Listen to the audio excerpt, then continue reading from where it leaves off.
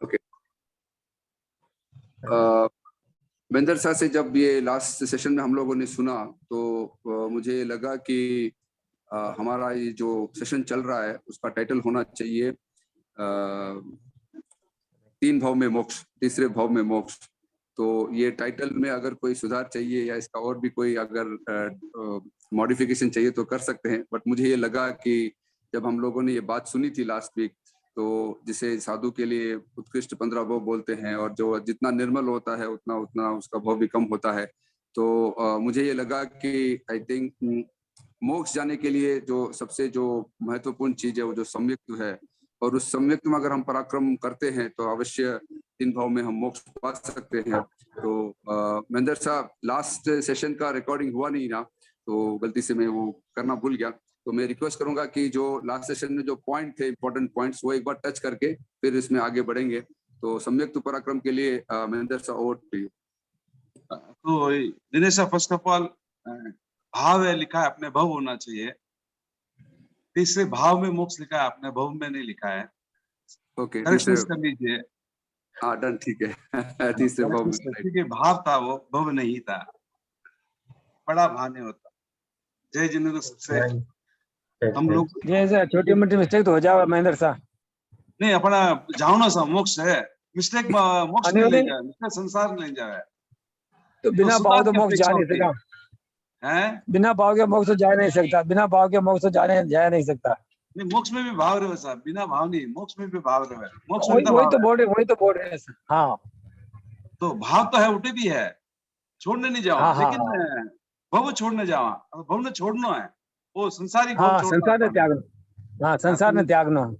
तो गलती और परिमर्जन मिस्टेक से सुधारा तो जो मोक्ष जावा, मिस्टेक से साथ चला तो मोक्ष कभी नहीं जावा।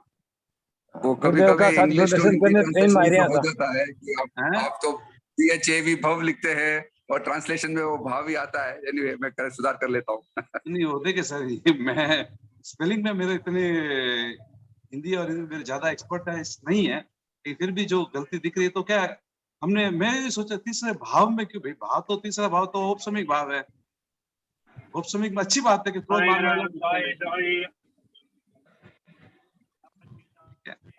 तो देखिए मैं वापस कहना चाहता हूँ, ये भी मेरा पहला प्रयास है। मैं आगम पढ़ा रहा हूँ, मैं पहले कभी आगम पढ़ाया नहीं था, मैंने ये प्रथम प्रयास किया है, कोशिश कर रहा हूँ।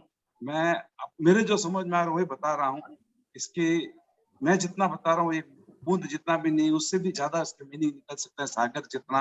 तो आप सबसे भी वही निवेदन है कि जो भी आपको दूसरे भाव समझ में आए तो हमको जरूर सबके साथ शेयर करें, क्योंकि हम सब यहाँ पे कोई टीचर और स्टूडेंट की क्लास नहीं चल रही है, all discuss to find something new, because नाम ही ऐसा है सीकिंग ट्रूथ, यानी नया चीज को ढूंढे। तो सम्यक पराक्रम इसके लिए दिया था, हम लोगों ने डिसाइड किया था कि भाई हम मारवाड़ी लोग हैं, बिना फायदा कोई काम नहीं करा, तो कुछ भी काम करें तो फायदा उसको क्या हो, जब तक ना जाने तब तक अपनी मत्ती उस लाइन पे लगती नहीं है।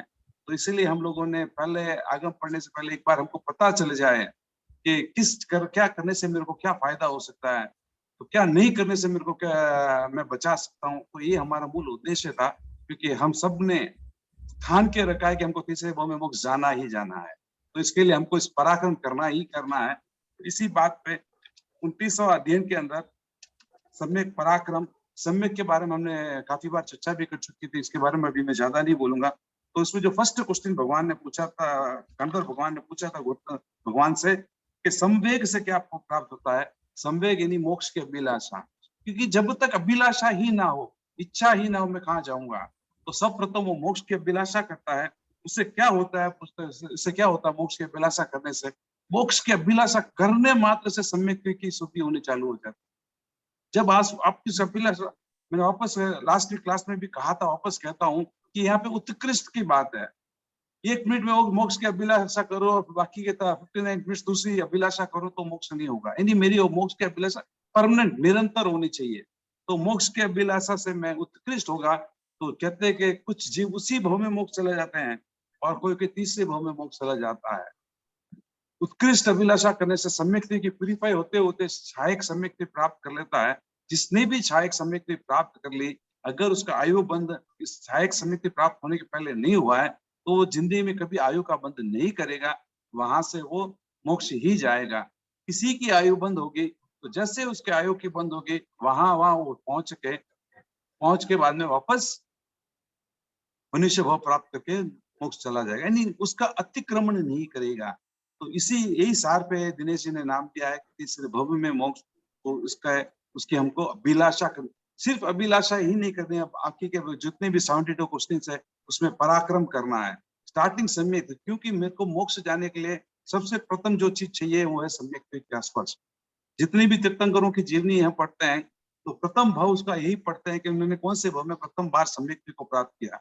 ये नहीं मानना कि वही उनका प्रथम जन्म था, उसके पहले वो अनंत अनंत जन्म कर चुके थे, लेकिन जब तक उनको सम्यक की प्राप्त नहीं हुई तब तक उनको मोक्ष नहीं हुआ और मोक्ष का रिजर्वेशन नहीं हुआ। और जब छायक सम्यक आ जाएगा तब मोक्ष जाना निश्चित है। सम्यक आने के बाद में भी मैं पुद्गल परावर्तन भाव भ्रमण कर सकता हूँ। अर्ध पुद्गल परावर्तन कितना होता है? अनंत काल चक्र बीत जाते हैं, ये नहीं कि एक दो काल चक्र, अनंत काल चक्र बीत जाते हैं, अनंत भव बीत जाते हैं, फिर भी मैं ये पक्का है कि मैं मोक्ष जाऊंगा। लेकिन इतनी लंबी अवस्था हो सकती है, लेकिन छायक सम्यक आने के बाद में भव भ्रमण ज्यादा नहीं है। तो नेक्स्ट सवाल था, अब मैं मोक्ष की अभिलाषा करूं, उसके बाद में क्या करूं? मैं वैराग्यपन करूं, निर्वेद वैराग्य क्या है? देव मनुष्य जितने भी काम हो गए उससे मैं छूटा, धीरे धीरे अलग होता जाऊं, दूर हो जाऊं, और मोक्ष के लिए जो क्रिया है वो मैं करता रहूं, होता निर्वेद। तीसरी है धर्म श्रद्धा, वो चल रहा था हमारा उस दिन, धर्म श्रद्धा ही चल रही थी कि धर्म पे संपूर्ण श्रद्धा। मैं कोई संकोच नहीं कर रहा हूं। आज हम लोगों में एक स्थिति आ चुकी है, कोई कहीं कह दे कि वो गलत हो रहा है तो हम भी मान के चलते हैं कि नहीं हो सकता है वो गलत है, वो कुछ भी गलत करे, हो सकता है वो गलत हो। एक आगम में एक आचार्य का नाम आता है, मेरे को नाम तो याद नहीं उस आचार्य का, कि वो एक राजधानी में जाता, अपने 500 साधु के साथ जाता है, तो उस रात एक आचार्य को सपना आता है, उस गांव के राजा को सपना आता है कि एक 500 शेर को लीड करते हुए एक बकरी आ रही है। वो सोचता है कि इसका क्या संबंध हो सकता है करके, तो वो बोलता है, उसको समझ में नहीं आता है, पूरे दिन सोच रहा था, तभी उसकी सूचना मिलती है आचार्य अपने 500 साधु के साथ नगर प्रवेश कर चुके हैं करके। तो बोलता कहीं मेरा सपना इस चीज पे तो नहीं है। तो वो जाके उसकी टेस्टिंग करता तो पाता है कि आचार्य अभवी था। लेकिन देखिए उस आचार्यों की अभवी आचार्यों की भी श्रद्धा का दृढ़तम श्रद्धा पालते, ये 500 मोक्ष गए, ये 500 भी मोक्ष गए, क्योंकि उन्होंने कहीं पे भी विनय को नहीं छोड़ा, अपने ज्ञान को नहीं छोड़ा, तो उनकी श्रद्धा को दृढ़ रहे। हम तो किसी एक व्यक्ति ने कह दिया कि ये संत गलत काम कर रहा है, हो सकता है उसने गलत किया, उसको समझ में आ गया और उसने प्रायश्चित ले लिया और वो शुद्धि हो गया, लेकिन हम उसी बात को पकड़ते पकड़ते अनंत जन्मों का कर्म बांधते हैं। ये भी आएगा कि मैं गुरु की स्थापना करने से या साधु के साथ गुरु क्या फल मिलता है, ये आगे आएंगे।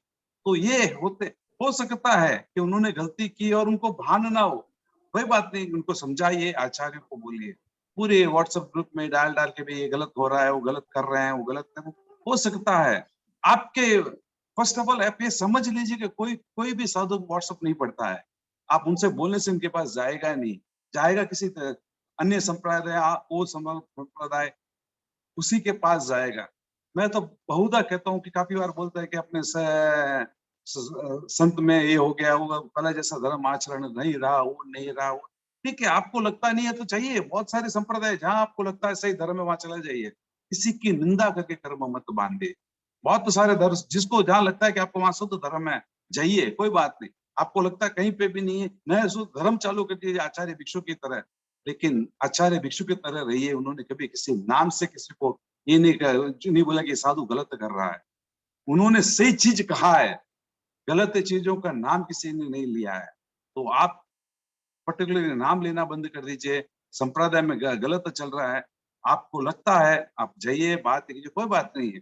वो सुधरे नहीं सुधरे, अगर वो गलत कर रहा नहीं भी सुधरे, आपको कोई फर्क नहीं पड़ने वाला है, उसकी गति वो जाने। आप निंदा करते करते नरकों का बंद कर रहे हैं, त्रियंश का बंद कर रहे हैं, देव और मनुष्य का बंद नहीं कर रहे हैं। उनका पता नहीं, उनकी गति वो जाने, मेरे को क्या फर्क पड़ा। किसी ने कहा कि आचार्य पद पे, इन दिनों में पढ़ रहा था, किसी ने कहा आचार्य पद पे होते हुए शादी को वंदना बैठ के क्यों कर रहे हैं, वो अपनी प्रतिष्ठा होनी चाहिए। इससे क्या फर्क पड़ा? उसकी विनम्रता देखिए, उनकी विनम्रता देखिए कि उनको माँ के समान समझा है। उनमें भी लोगों को दोष दिखता है, गलती दिखने लग जाती है। ये जब पढ़ता हूँ तो मेरे को, ठीक है, नहीं बोलना चाहिए कि खून खौलता है, हो सकता है मैं भी उसमें हिंसा का भागी हो रहा हूँ, खून खोलते मेरे को भी नहीं करनी चाहिए, लेकिन होता है।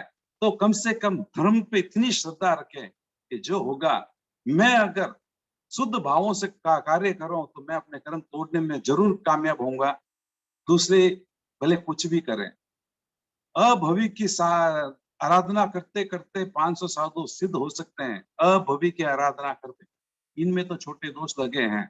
साधुओं के 5 प्रकार के साधु है, शायद किसी ने पढ़ा हो तो। 6 प्रकार के साधु, साधुओं में भी 6 प्रकार के होते हैं। इसमें एक होता है पुलाक साधु।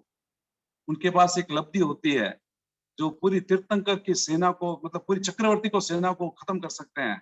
उस लब्धि का उपयोग करके भी उसमें साधुपन नहीं जाता, जब कितनी हिंसा हो रही है उसमें भी भगवान ने उसको भी बोला साधुपन नहीं जा रहा है, वो प्रायश्चित लेके शुद्ध हो सकता है। तो बाकी जितनी भी साधुओं की हम गलतियां निकाल रहे हो तो बहुत छोटी छोटी गलतियां हैं। तो मैं यही आपसे कहूंगा कि लोग के बहव में जो बोल रहा है उसको सुन लीजिए। भगवान ने 2 कांधे, एक पे सुन लीजिए, दूसरे से निकाल दीजिए। इस पे प्रतिक्रिया मत कीजिए। धर्म श्रद्धा अपनी धर्म पे अड़िग रहिए, मोक्ष जरूर पहुंच जाएंगे। किसी की बातों पे आप अपने मन के अंदर घृणा और घृणा मत लेके आइए, क्योंकि इससे आप ही का कर्म बंधेगा, उसका कुछ नहीं बंधेगा। अब था कि धर्म श्रद्धा से जीव क्या प्राप्त होता है। मैंने काफी बार कह चुका हूँ कि धर्म श्रद्धा हमारी बहुत अच्छी है, लेकिन हम धर्म की जितनी भी क्रिया करते हैं, धर्म ध्यान में नहीं करते हैं, अर्थ ध्यान में करते हैं, इसके लिए मेरे को कोई फायदा नहीं देता। धर्म श्रद्धा, जब तक धर्म ध्यान में नहीं किया जाएगा तब तक धर्म श्रद्धा भी काम नहीं करेगी। मन में सामायिक तो ले लिया और मन में सोच रहा हूँ कि काले किन्ने कटे जानो, कौन आया कौन नहीं गया, इन्हीं आप धर्म ध्यान में नहीं है, अर्थ ध्यान में है। और ध्यान रहे कि अर्थ ध्यान में सिर्फ पाप का बंध होता है, निजरा नहीं होती है। 4 ध्यान के प्रकार आप सबको पता है, अर्थ ध्यान, रौद्र ध्यान, धर्म ध्यान और शुक्ल ध्यान। 2 ही ध्यान निजरा के साधन है, बाकी के 2 ध्यान कर्म बंधन के साधन है।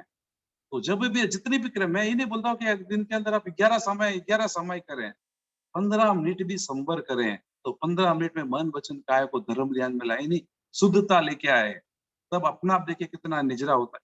2 मिनट का होता है ना, सर्वथा सिद्धि विमान में कौन जाता है?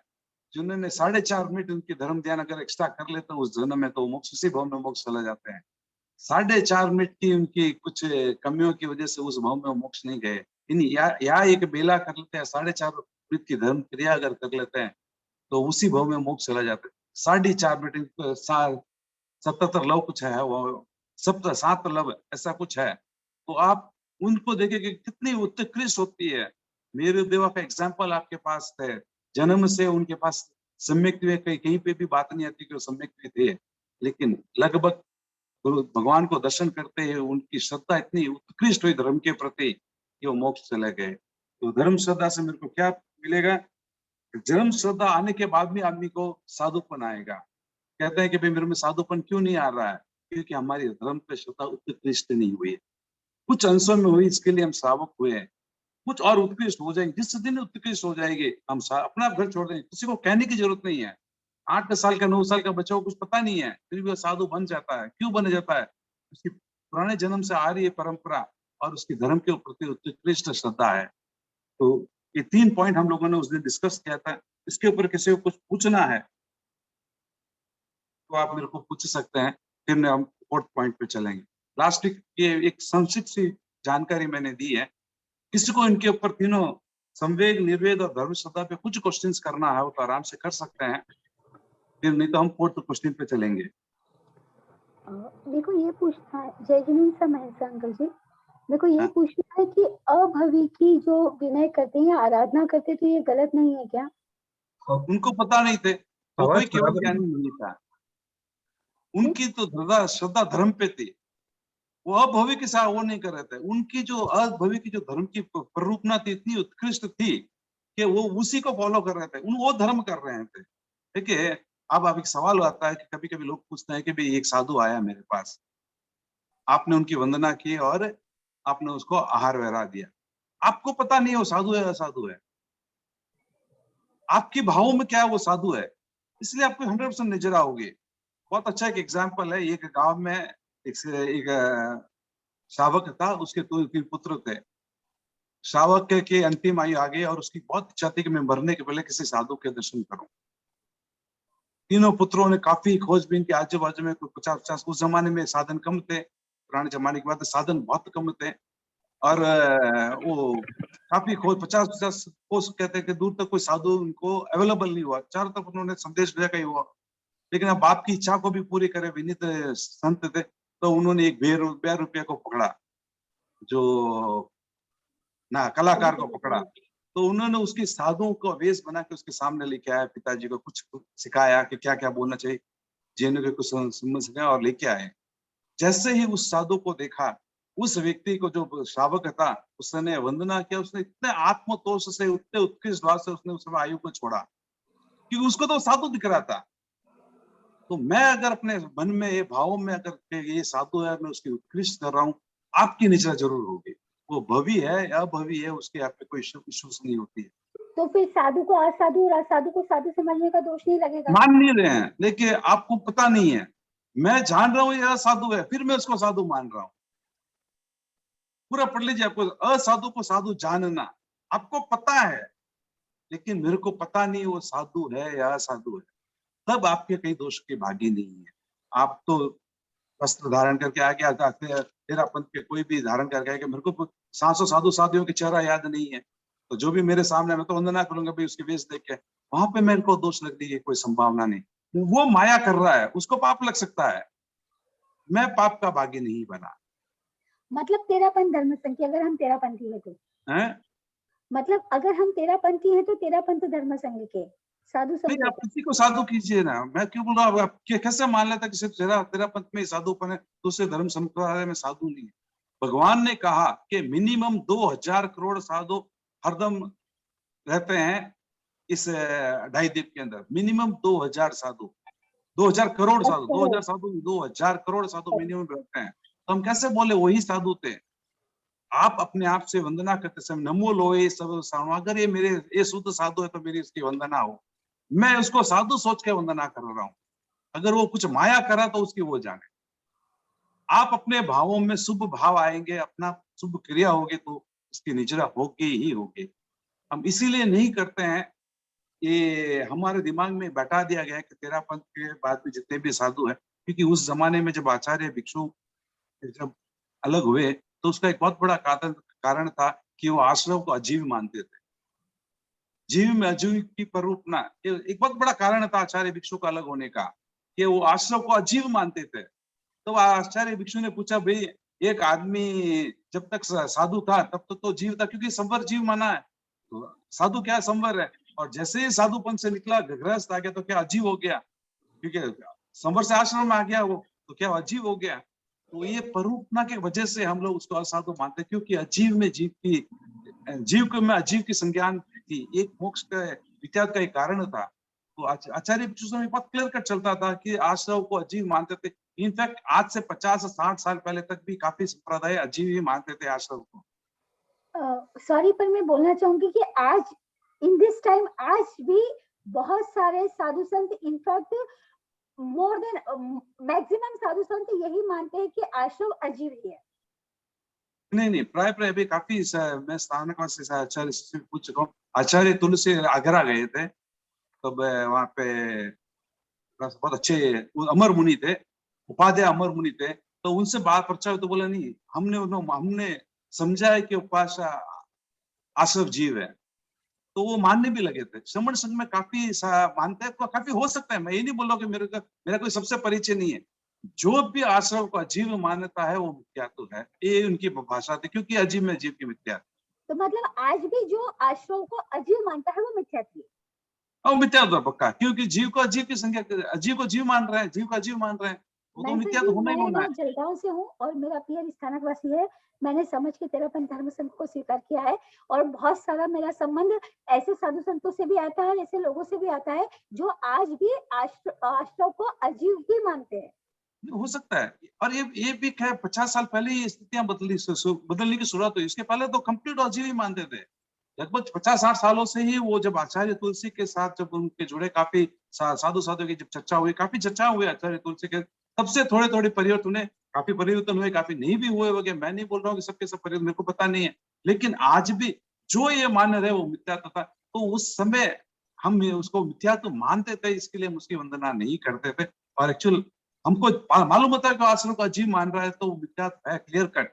इसीलिए हम उनकी वंदना, क्योंकि जानते हुए असाधु को साधु के रूप में, तो मेरे में भी मिथ्याता होने क्योंकि मैं जानता हूं कि वो अब मिथ्यात्व है, तो इसीलिए उनकी वंदना निषेध है। बाकी के लिए आपको पता नहीं है, कीजिए। मैं उसको शुद्ध साधु समझ के वंदना कर रहा हूँ, बस खत्म हो जाए, आप अपनी क्रिया कर लीजिए, ऐसा कोई इश्यू नहीं है। Thank you. सभी से माफी चाहूंगी, बहुत लंबा टाइम ले लिया मैंने। नहीं नहीं सर, हमारे तो सवाल यही है कि हम लोग नया सीखना चाह रहे हैं। आपकी तरह मैं भी एक स्टूडेंट हूँ। जब तक आप लोग हमसे पूछेंगे नहीं या आप लोग हमको नहीं बताएंगे तो हमको भी कुछ पता नहीं चलेगा। हमको भी सीखना है। इस सीकिंग ट्रूथ का रीजन ये तक हम सबको सीखना है, नया नया सीखना है। किसी को कुछ पता है, क्योंकि एक श्लोक के अंदर मैं कहता हूँ कि एक प्रवचन का एक श्लोक बना देते हैं। गंधर्व गौतम इतनी कैपेसिटी थी कि 3 घंटे का प्रवचन भगवान का, एक प्रहर का प्रवचन को एक श्लोक में सिमट लेते थे। तो कितनी चीजें अपने को भी पता नहीं है। जयाचार्य रोज उत्तरायण सूत्र पढ़ते थे, रोज बोलते थे मगवा आज एक नया रत्न मिल जाए, यानी उसी श्लोक से रोज नए नई चीज निकालते थे। तो सोचिए कितना हो सकता है। तो अपनी अल्प बुद्धि तो इतनी ही है कि थोड़ा बहुत ही मेरे को थोड़ा बहुत ही पता है। तो हम भी यही चाहते हैं कुछ ना कुछ नया निकलता रहे, नवनीत निकलता रहे। महेंद्र सर, एक प्रश्न है मेरा। हाँ सर। अब सम्यक के पराक्रम के लिए जब हम ये 3 पॉइंट पहले पढ़ते हैं कि जैसे अभिलाषा होनी चाहिए, फिर धर्म समझना चाहिए, फिर विरक्ति मतलब जो आसक्ति है संसार के प्रति वो होनी चाहिए। आई थिंक मोक्ष पाने के लिए ये 3 काफी है नहीं है, ये तो this is more than sufficient. अब जब इसका 73 पॉइंट सुनते हैं तो लगता है यार ये तो बहुत कठिन काम हो गया, बहुत लंबा रास्ता है। थोड़ा स्टार्टिंग में बहुत इजी लग रहा था, लेकिन अब जैसे जैसे एक एक पॉइंट समझ में आ रहा है तो लगता है कि बहुत लंबा है। मेरे को बहुत अच्छा सा डायलॉग है, शायद आप लोगों ने सुना है, नहीं मेरे को याद नहीं है, मैं काफी बार बोलता हूँ। सबसे आसान है मोक्ष जाना, सबसे मुश्किल है नरक जाना। सबसे आसान है मोक्ष जाना, सबसे मुश्किल है नरक जाना। मुश्किल काम हम कर लेते हैं, आसान काम हम नहीं करते हैं। सवाल आपका हो सकता है कि आसान काम क्यों बोले, मोक्ष तो इतनी अभिलाषा इतना है। मोक्ष किसको कहते हैं? अपने आत्मा में रहना मोक्ष है, और अपने आत्मा के बाहर जाना नरक है। देखिए नरक के लिए आपको दुनिया भर की हिंसा करनी पड़ती है, दुनिया भर के झूठ करना पड़ते हैं, और मोक्ष जाने के लिए कुछ नहीं करना है। आप आराम से अपने आत्मा में रहे, मोक्ष चला जाएगा, आपको मोक्ष लेके चला जाएगा। हम क्या कि स्टार्टिंग से ही अपनी आदत ऐसी पड़ा चुके हैं कि हमको इजी काम पसंद नहीं है, तो इसीलिए लगता है सब हार्ड है। ये सबसे इजी है, अपने आप में रहना सम्यक के लिए है। जिस दिन मेरे को पता चल जाएगा आत्मा अलग और शरीर अलग है, मेरे लिए मोक्ष है, वही मोक्ष है। और क्या है? आत्मा अलग शरीर अलग। हम लोग इतने आसक्त हो चुके हैं इस शरीर से कि हमने अपने को लगता है यही सब कुछ है, आत्मा कुछ नहीं है। तभी ये बाधा आती है। सम्यक आत्मा का स्वभाव है, मोक्ष आत्मा का स्वभाव है। जैसे पानी का स्वभाव शीतल होता है, पानी को आप कितना भी गर्म कर दीजिए, छोड़ दीजिए, 1 घंटे के बाद वो वापस अपने स्वभाव में आ जाएगा। हम अपने स्वभाव में आते नहीं है, इसीलिए अपने को मोक्ष बहुत कठिन लग रहा है। आप अपने स्वभाव में आने का प्रयास कीजिए, नहीं सहज रहिए। नहीं कोई कुछ भी बोले क्या फर्क पड़ता है, आप अपने आप में सहज रहिए। सम्यक पे आना ही आना है आपके पास। सरल रहिए, सहज रहिए, मोक्ष आ जाएगा। आपको लग रहा है कठिन है, मैं खुद भी बोल रहा हूँ कि जब हमको पढ़ते हैं तो लगता है सब कठिन है, लेकिन जैसे जैसे समझ में आ रहा है अपनी कुछ नहीं करना है, आपको शांत रहना है, संयम रहना है, प्रतिक्रिया नहीं करना है, जानते हुए करना है। भगवान ने यही कहा कि कोई भी क्रिया आप करो जानते हुए। खाना खा रहे हैं तो सिर्फ खाना खाइए, खाने के साथ विचार मत दिखाइए। टीवी के में जो नॉनसेंस दे रहा है वो मत दिखाइए, निजरा होगी। खाना खाते समय अगर आपका मन एकाग्र है तो मन की सावधि प्रवृत्ति चल रही है, निर्वध्य प्रवृत्ति चल रही है, देख लीजिए क्या चल रही है। सावध्य प्रवृत्ति चल रही है तो पाप बन रहा है, निर्वध्य प्रवृत्ति चल रही है तो निजरा हो रही है। हम ये चीज देखते नहीं है, बस सहज रहिए। तो ये तीनों भी बहुत सहज चीजें हैं, बहुत सिंपल थिंग है। हमने सोचा है कठिन है, लेकिन वास्तव में बोल रहा हूँ, पढ़ने के बाद में लगता है कि ये कठिन नहीं, समझने के बाद में लगता है ये कठिन नहीं है। हमने उसको कठिन बना के रखा है, क्योंकि हमको दिल्ली जाने का रास्ता वाया कन्याकुमारी, वाया श्रीलंका आज तक पता है। ये पता नहीं कि दिल्ली स्टेट यहाँ से भी सीधा रोड भी जा सकता है। आचार्य भिक्षु कहते थे कि भगवान ने जो बताया मोक्ष का मार्ग, राजमार्ग बताया है, कोई भी चले जाओ पहुंच जाओगे गंतव्य पे। हम गलियों में जाने की आदत हो गई, इसके लिए राजमार्ग को छोड़ देते हैं, इसलिए हम मोक्ष तक नहीं जा पा रहे हैं।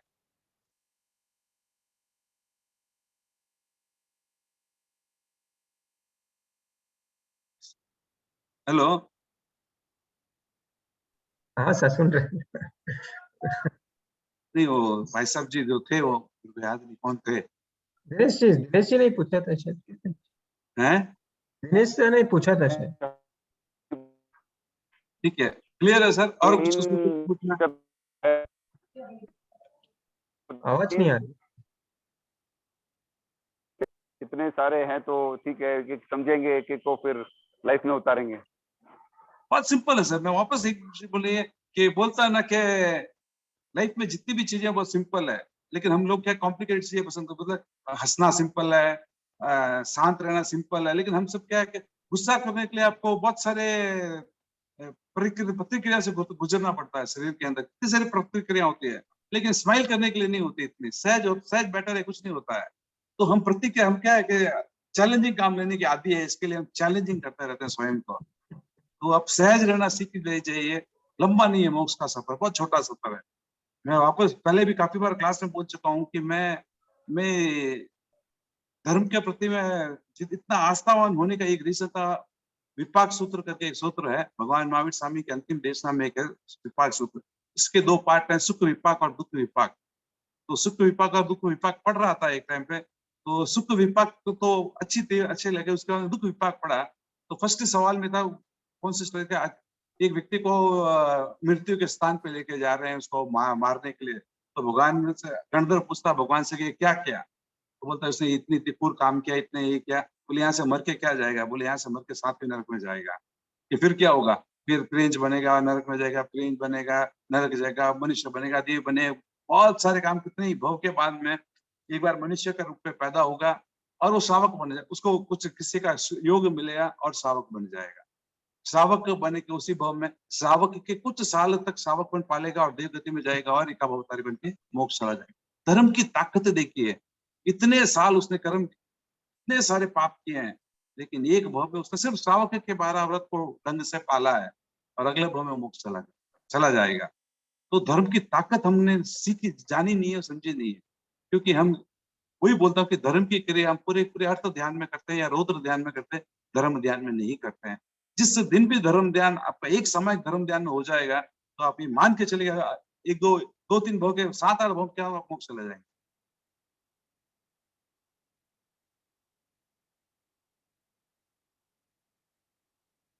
तो तीसरे तीन में कुछ ही को कुछ नहीं, तो चौथे पे चलूं, चौथे क्वेश्चन पे।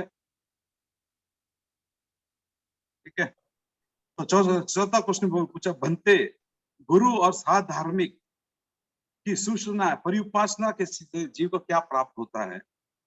भगवान ने जवाब दिया, गुरु और साध धार्मिक की परिउपासना सुषुम्ना से वह विनय को प्राप्त होता है।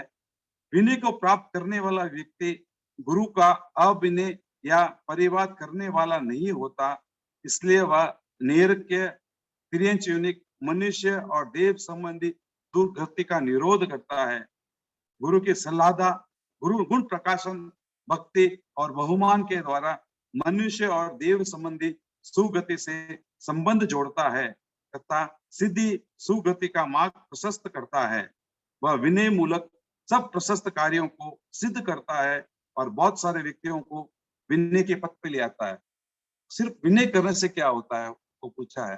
तीर्थंकर गोत्र बांधने के 20 कारण में एक कारण है कि गुरु के प्रति विनय, अरहत के प्रति विनय, सिद्धों के प्रति विनय से वो तीर्थंकर गोत्र बांध सकता है। उत्कृष्ट विनय जब भी आ जाए, तो जो विनय बांध करता है वो जो गुरु की बात को गलतियां ढूंढते नहीं अपने उसकी सेवा करता है, वो देव गति, त्रिंच गति, नरक गति, मनुष्य में जो भी बैड है नरक गति अपना पे बैड है, तिरंज गति अपना आप बैड, इन दोनों को तो बांधता ही नहीं है।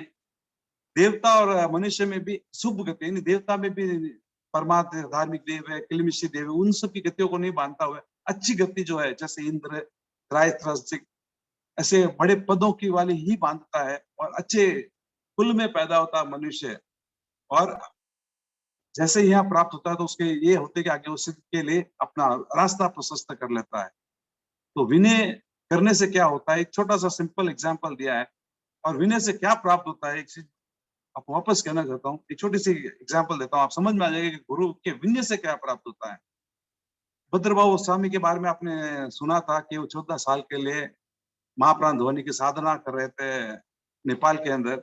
यहाँ पे जितने भी साधु, अकाल खत्म होने के बाद में सब साधु मिले, 11 अंगों का संकलन हो गया था, 12वां अंग किसी को ज्ञात नहीं था। तो 12वां अंग का ज्ञाता एक ही थे, आचार्य भद्रबाहु, और वही से वहां पे महाप्राण ध्वनि की साधना कर रहे थे।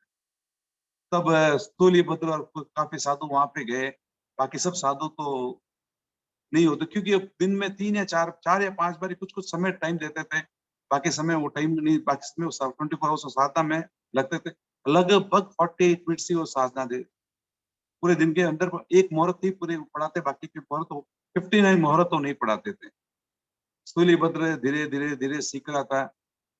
एक बार उन्होंने पूछा कि भगवान अभी कितना बाकी है और अभी क्या होगा, तो बोल रहा है कि अभी बूंद जितना मिला है, मेरु पर्वत समुद्र जितना बाकी ज्ञान बाकी है। तो बोले तब कब बोले, तब उनकी भद्रबाहु का ऐसे 6 महीने बाकी थी। तो बोला क्या मैं इतना कर पाऊंगा, तो बोला हो जाएगा। बूंद जी 2-3 सालों में बूंद जितना पढ़ा है, बाकी के 6 महीने में सागर जितना पढ़ लोगे। ये कैसे प्राप्त होता है, विनय से प्राप्त होता है। जब आप गुरु की विनय प्राप्त करते हैं तो जैसे ब्लूटूथ में ज्ञान ट्रांसफर होता है, ऐसे ही वहां पे ट्रांसफर होता है। क्योंकि ये कहते हैं कि पूरी जिंदगी आदमी लिखना चालू कर रहे हैं तो एक पूर्व नहीं लिख सकता है, अपनी पूरी जिंदगी के अंदर एक पूर्व नहीं लिख सकता है। वो 14 पूर्वों का प्रथम पूर्व से दूसरा पूर्व डबल, दूसरे से तीसरा, उससे डबल, इतना लंबा चलता है वो पूर्व। इतनी ज्ञान राशि होती है, तो क्या एक भाव में पढ़ा जा सकता है? नहीं, ये विनय से ट्रांसफर होता है। तो जब आप गुरु के तो करते तो ज्ञान प्राप्त होता है, दर्शन प्राप्त होता है, चारित्र, क्योंकि गुरु विनय करने से दर्शन की विशुद्धि होती है, ज्ञान प्राप्त होता है, और ये दोनों होने से चारित्र अपना मिलता है और अपन मोक्ष के अंदर चले जाते हैं। उत्कृष्ट तीर्थंकर गोत्र भी आप बांध सकते हैं उसी भाव के अंदर। तो विनय से क्या करना है ये अब आप समझ गए होंगे। विनय के प्रति कोई सवाल हो तो आपका, कोई इसके ऊपर कुछ कहना चाहते हैं तो वो जोड़ के बोल सकते हैं। सिर्फ सवाल की बात नहीं कर रहा हूँ, कुछ नया बोलना चाहते हैं तो भी आप सब बोल सके, हम सब सुनने के लिए रेडी बैठ।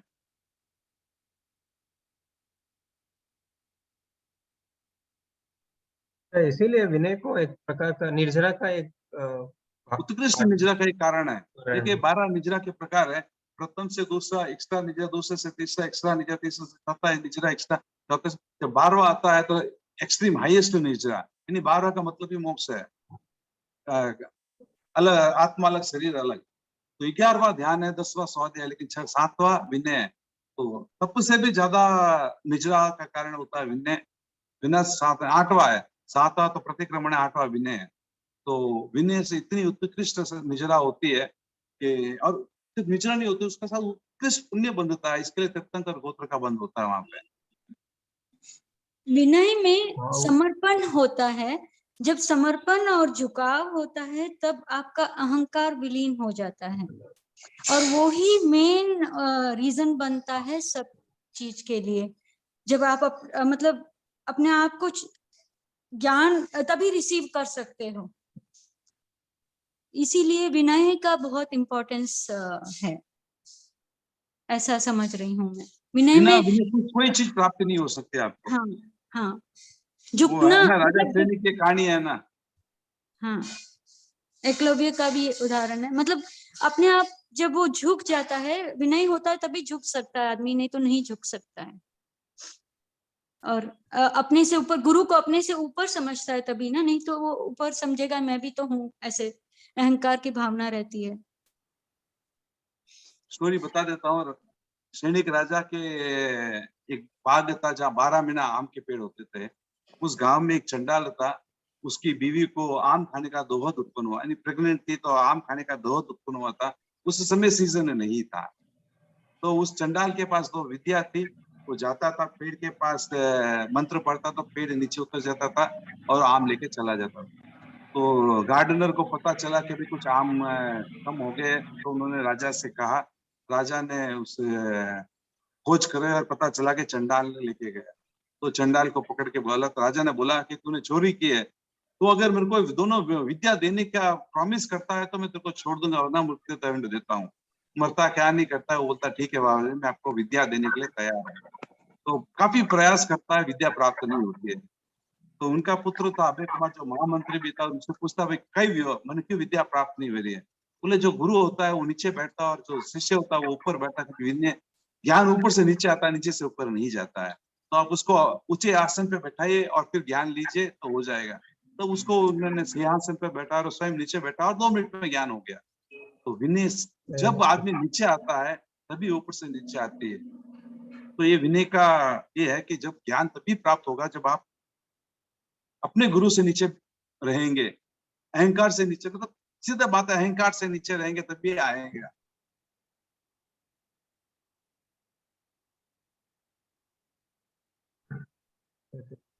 तो नेक्स्ट चलो आलोचना पे, क्या किसी को सवाल है या कोई नया ऐड करना चाहता है? वैसे तो हम वैसे आत्मतौल्य, तो आत्मोपय भाव से सभी के प्रति विनय तो फर्स्ट होना ही चाहिए।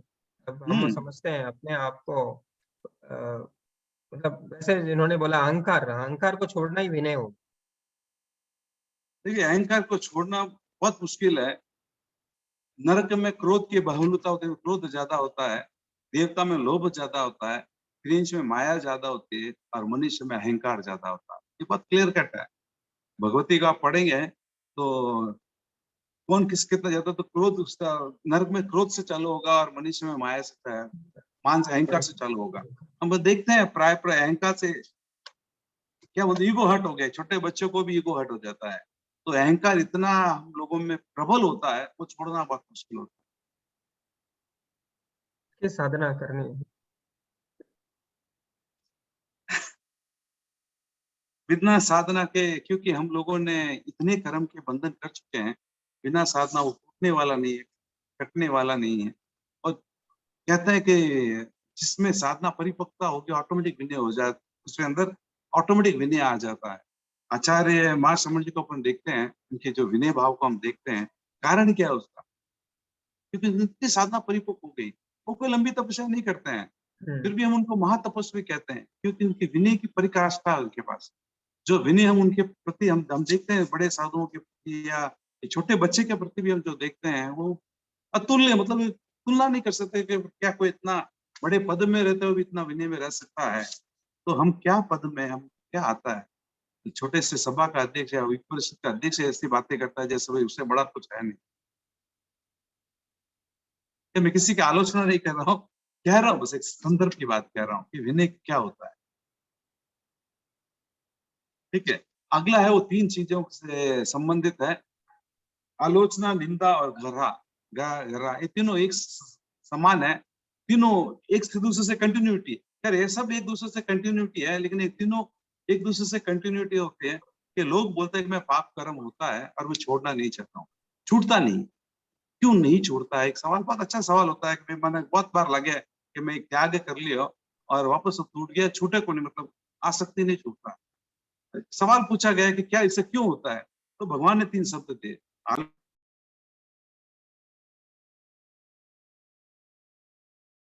म्यूट हो गए सर,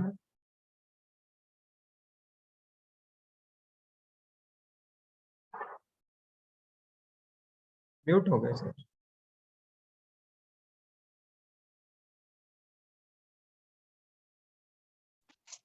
कॉल कॉल आ गया होगा। सॉरी सर, फोन आ गया। आवाज ऑडिबल? हेलो सर आवाज आ रहा है, आवाज आ रहा है। हाँ, तो क्यों नहीं होता है? बहुत अच्छा एग्जांपल परवीन ऋषि जी ने दिया था, मैं सुना था उनको। भाई आपको रसगुल्ला खाने का बहुत शौक है, अब आपको रसगुल्ला छोड़ना है, तो कैसे छोड़ो? तो बोलते हैं कि आप रसगुल्ला को खा लीजिए, 8-10 खा लीजिए, कितने भी खा लीजिए, आज तो तृप्ति हो जाएगी, हाँ बस पेट भर गया, हमारे बस से आज नहीं, बहुत ज्यादा हो गया, मुंह को बिगाड़ लेंगे, फिर नेक्स्ट डे वापस रसगुल्ला के खाने का मन कर जाएगा। ये नहीं कि भाई मैं खा लिया तो मैं खत्म हो गया, तृप्ति कभी खत्म नहीं होती। तो पहला बात तो रसगुल्ला की आलोचना करो, खराब है।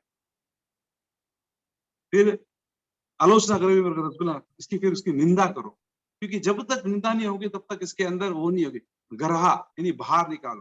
बोलते हैं कि रसगुल्ला को इतना खाओ, इतना सारा खाते बाहर से, मुंह से बाहर निकले, यानी उल्टियां होने चालू हो जाए। जब तक उल्टियां होने नहीं चली, इतनी ग्रह नहीं तो खराब बाहर नहीं उठा तक वो चीज नहीं चल, यानी उसको ग्रह करो, ये मेरे घृणा करो इस चीज से, तब तक वो छूटेगी नहीं। तो ये तीनों हम पढ़ते हैं, आलोचना पाठ में भी सब पढ़ते हैं कि निंदा, ग्रह, आलोचना कर, तीनों पढ़ते हैं हम, लेकिन तीनों करते नहीं है। बस एक फॉर्मूला बना लिया, भाई मेरे को ये पढ़ना है, बस हो गया, नहीं होता है। घृणा करो, आलोचना करो और उसकी निंदा करो, तभी वो चीज से आप मुक्त हो पाएंगे। हम अच्छी चीजों के लिए तो कर लेते हैं, लेकिन जो चीज हमको छोड़ने तो हम तीनों नहीं कर पाते हैं। आज से किसी चीज को छोड़ना तो आप सब वो सोच के देखिए कि आपके अगर आपको रसगुल्ला खाना है, 3 दिन कंटिन्यूस उसकी आलोचना कीजिए, निंदा कीजिए और इतना खाइए कि वो उल्टी से बाहर आए, उल्टियां होने लग जाए, उसकी घृण होने लग जाएगी, तभी आप छोड़ पाएंगे, वरना कभी नहीं छोड़। तो जब तक ग्रह नहीं होता है तब तक ये दोनों एंड नहीं होते हैं। आलोचना हम कर लेते हैं, निंदा भी कर लेते हैं, नहीं नहीं पाप तो नहीं करना चाहिए, झूठ नहीं बोलना चाहिए, लेकिन उसकी ग्रह नहीं करते हैं, इसके लिए वो नहीं छोड़ता है। आलोचना रोज करता है, पाप नहीं बोलना चाहिए, निंदा भी करे, ये पाप बोलना बहुत झूठ है, लेकिन तीसरी पद्धति हम कभी उपयोग नहीं करते हैं। जब आप उसकी घृणा करना चालू करेंगे तभी आप उसको छोड़ पाएंगे। तो मैं वापस इनके शब्दों को मैं पढ़ लेता हूँ, मैंने उसको शॉर्ट में समझा दिया। आलोचना से जीव क्या प्राप्त करता है? आलोचना से वह अनंत सागर को बढ़ाने वाले, मोक्ष मार्ग में विघ्न उत्पन्न करने वाले माया, निदान और मिथ्या दर्शन सलिया को निकाल फेंकता है और ऋजु भाव को प्राप्त करता है। आलोचना करते हैं तो भाई मैं ये गलत किया है। देखिए निकाचित कर्म कैसा बनता है, पहले आप समझ लीजिए। एक चीज आपने कर ली, आज एक कोई पाप कर लिया आपने या कोई चीज कर लिया, अगर आपके पास चॉइस है उस भाव में उससे बच सकते हैं, इसकी आलोचना करके आप उसके प्रायश्चित ले लें तो निकाचित में कभी नहीं जाएगा। लेकिन आपने उसकी आलोचना नहीं की, इसकी निंदा वो नहीं की और उसको बनने दे दिया। इसीलिए कहते हैं कि 1 साल के अंदर अंदर एक अपने पाप को प्रतिक्रमण कर ले, प्रायश्चित कर ले, वरना ये निकाचित होने की संभावना हो। तो हम अगर नहीं करते हैं तो निकाचित चला जाता है, जाने की संभावना होती है। और निकाचित के बारे में आपको पता है कि जब तक पूर्ण ना हो तब तक आपको सम्यक भी प्राप्त नहीं होती है। निकाचित आप एक निकाचित कर्म ही ऐसा है जो आने के बाद में सम्यक्ति हो जाता है, बाकी जितने भी निकाचित कर्म है सम्यक्ति चली जाती है, होता हुआ सम्यक्ति भी चला जाता है। कौन से निकाचित कर्म में सम्यक्ति नहीं जाती पता है आपको? ऐसे कौन सा सम्यक्ति है? गोत्र बंधन, तीर्थंकर गोत्र से सम्यक्ति बढ़ती है, वो भी निकाचित है। जब तक निकाचित तीर्थंकर गोत्र आप नहीं बांधेंगे तब तक आप निकाचित तीर्थंकर नहीं बनेंगे। तीर्थंकर आप अच्छी कुछ क्रिया करते जा रहे हैं और अपने तीर्थंकर गोत्र बांधता जा रहा है, लेकिन वो पूर्ण होने के पहले आपके भाव वहां से बदल गए। तो तीर्थंकर निकाचित गोत्र नहीं बांधा, तीर्थंकर कर्म बांध रहे हैं आप, तीर्थंकर निकाचित नहीं बांध रहा है। जो तीर्थंकर बांध रहा है वो आने वाले भावों में कोई अच्छा आचार्य, जैसे आचार्य भिक्षु, बहुत प्रभावशाली आचार्य बलि हो जाए, लेकिन वो निकाचित नहीं होता जब तक वो तीर्थंकर नहीं होता, जब तक वो निकाचित कर्म नहीं बांधते। तो निकाचित होने के बाद में कोई भी चॉइस नहीं उनके पास कोई भी चॉइस नहीं, बचने के लिए उनको भोगना ही पड़ेगा। भगवान महावीर स्वामी की हम पढ़ते हैं 11.5 साल की घोर वेदना थी। ऐसा क्या कर्म था, ऐसा क्या कारण था कि उनको 12.5 साल कष्ट देखना पड़ा? क्योंकि वो कानों का खिला उनको 12वें साल में मिला। अगर उनको पहले साल में मिल जाता, अगले साल में उनके कर्म होके बाकी कर्म, नित्य कर्म तोड़ने उनके लिए इजी था। 2 निकाचित कर्म उन्होंने बांधे हुए थे जो उनको भोगने के लिए अनिवार्य था और उनके सहयोग नहीं मिला। प्रथम तो बताओ, यक्षिणी पानी से जटा से पानी डालती थी, सर्दी में खड़े थे आया और एक वो पेड़ के ऊपर यक्षिणी थी, नदी में छोटे से पानी भर लाके भगवान के ऊपर डाल रही थी, और दूसरा था कानों में खिले। ये दोनों उन्होंने त्रिपुष्ट वासुदेव के भवन में बांधे थे। वो इनकी एक रानी थी जो जो नाटक चला उसमें वो नहीं आई, तो राजा ने उनको बोला कि उसको बुला के लाओ। बोले मेरे को बुखार है, मैं नहीं आ रही हूँ। उसने 2-3 बार संदेश भेजा, नहीं तो उनको गुस्सा आ गया। फिर कुछ वासुदेव बहुत गुस्से वाले थे, बोले उसको पकड़ के लेके आओ। पकड़ के लेके आओ, बोलता कि घर में ले ठंडा पानी उसके ऊपर डाल देता है, मटका भर के, वो वहीं पे तड़प तड़प के मर जाती है। इसका उसको निकाचित होता है, तो वो यक्षिणी के रूप में आती है। और भगवान राम जब साधना कर रहे होते तो समुद्र से रात को पूरी रात वो पानी डालते हैं उसके ऊपर। फिर उस समय तो वो वीतराग उनकी लेवल अलग हो जाते हैं, इसको कोई फर्क नहीं पड़ता है। लेकिन वो निकाचित कर्म, वो एक और दूसरे कानों का किला जब तक नहीं है, वो तीर्थंकर भी नहीं बन पाए। 12 साल उनको वो मौका नहीं मिला। तो याद रखिए, अगर जब तक निकाचित तो कुछ भी हो जाए वो नहीं छूटता है। तो निकाचित का है, कहते हैं कि आलोचना कर लो, जो भी पाप इस भाव में आपने किया है उसकी आलोचना कर लो, निंदा कर लो और ग्राह कर लो, वरना वो निकाचितों में हो सकता है। निकाचित ब्रह्मदत्त चक्रवर्ती निकाचित कर्म बांधे थे पिछले भाव में। वो बोलता है धर्म को मैं अच्छा जानता हूँ, धर्म को मैं समझ रहा हूँ, लेकिन मैं मेरे निदान कृत्य ये क्रिया है, इसके लिए मैं साधु नहीं बन पा रहा हूँ। 2 भाई थे, एक भाई मोक्ष चला गया और एक भाई सातवीं नरक में चला गया, सिर्फ निकाचित के बंध के कारण। और कितने भाव वो करेंगे उनको पता नहीं, लेकिन अगर वो निकाचित नहीं करते तो साधु भी उसी भाव में मोक्ष चला जाए। तो ये है निकाचित, यानी निकाचित। दूसरा है, एक है माया। माया से भी आदमी के उत्कृष्ट कर्म का बंधन करता है, निदान से भी उत्कृष्ट कर्म का बंध करता है। और मिथ्या दर्शन शल्य, चलो एक बात तो हम मान ले कि मेरे हाथ में नहीं, मैंने पिछले बहुत इतने सारे कर्म बांध दे, लेकिन मैं हम विशुद्धि करते करते उस मिथ्या दर्शन शल्य को भी तोड़े। ये तीनों टूटेगा तभी मोक्ष होगा। तो जो आलोचना करता है ये तीनों का बंध नहीं करता है। इस भाव में अगर उसने कुछ क्रिया कर भी लिया, से माया कर ली, निदान कर लिया, मिथ्या कर लिया, तो जब आलोचना करता है तो तीनों निकल जाता है। तीनों आगे की परंपरा को नहीं बढ़ाएगा और आपको तीनों से शुद्धि प्राप्त हो जाएगी। जो ऋजु होता है वो कभी भी स्त्री वेद का और नपुंसक वेद का बंध नहीं करता, वो सिर्फ पुरुष वेद का ही बंध करता है।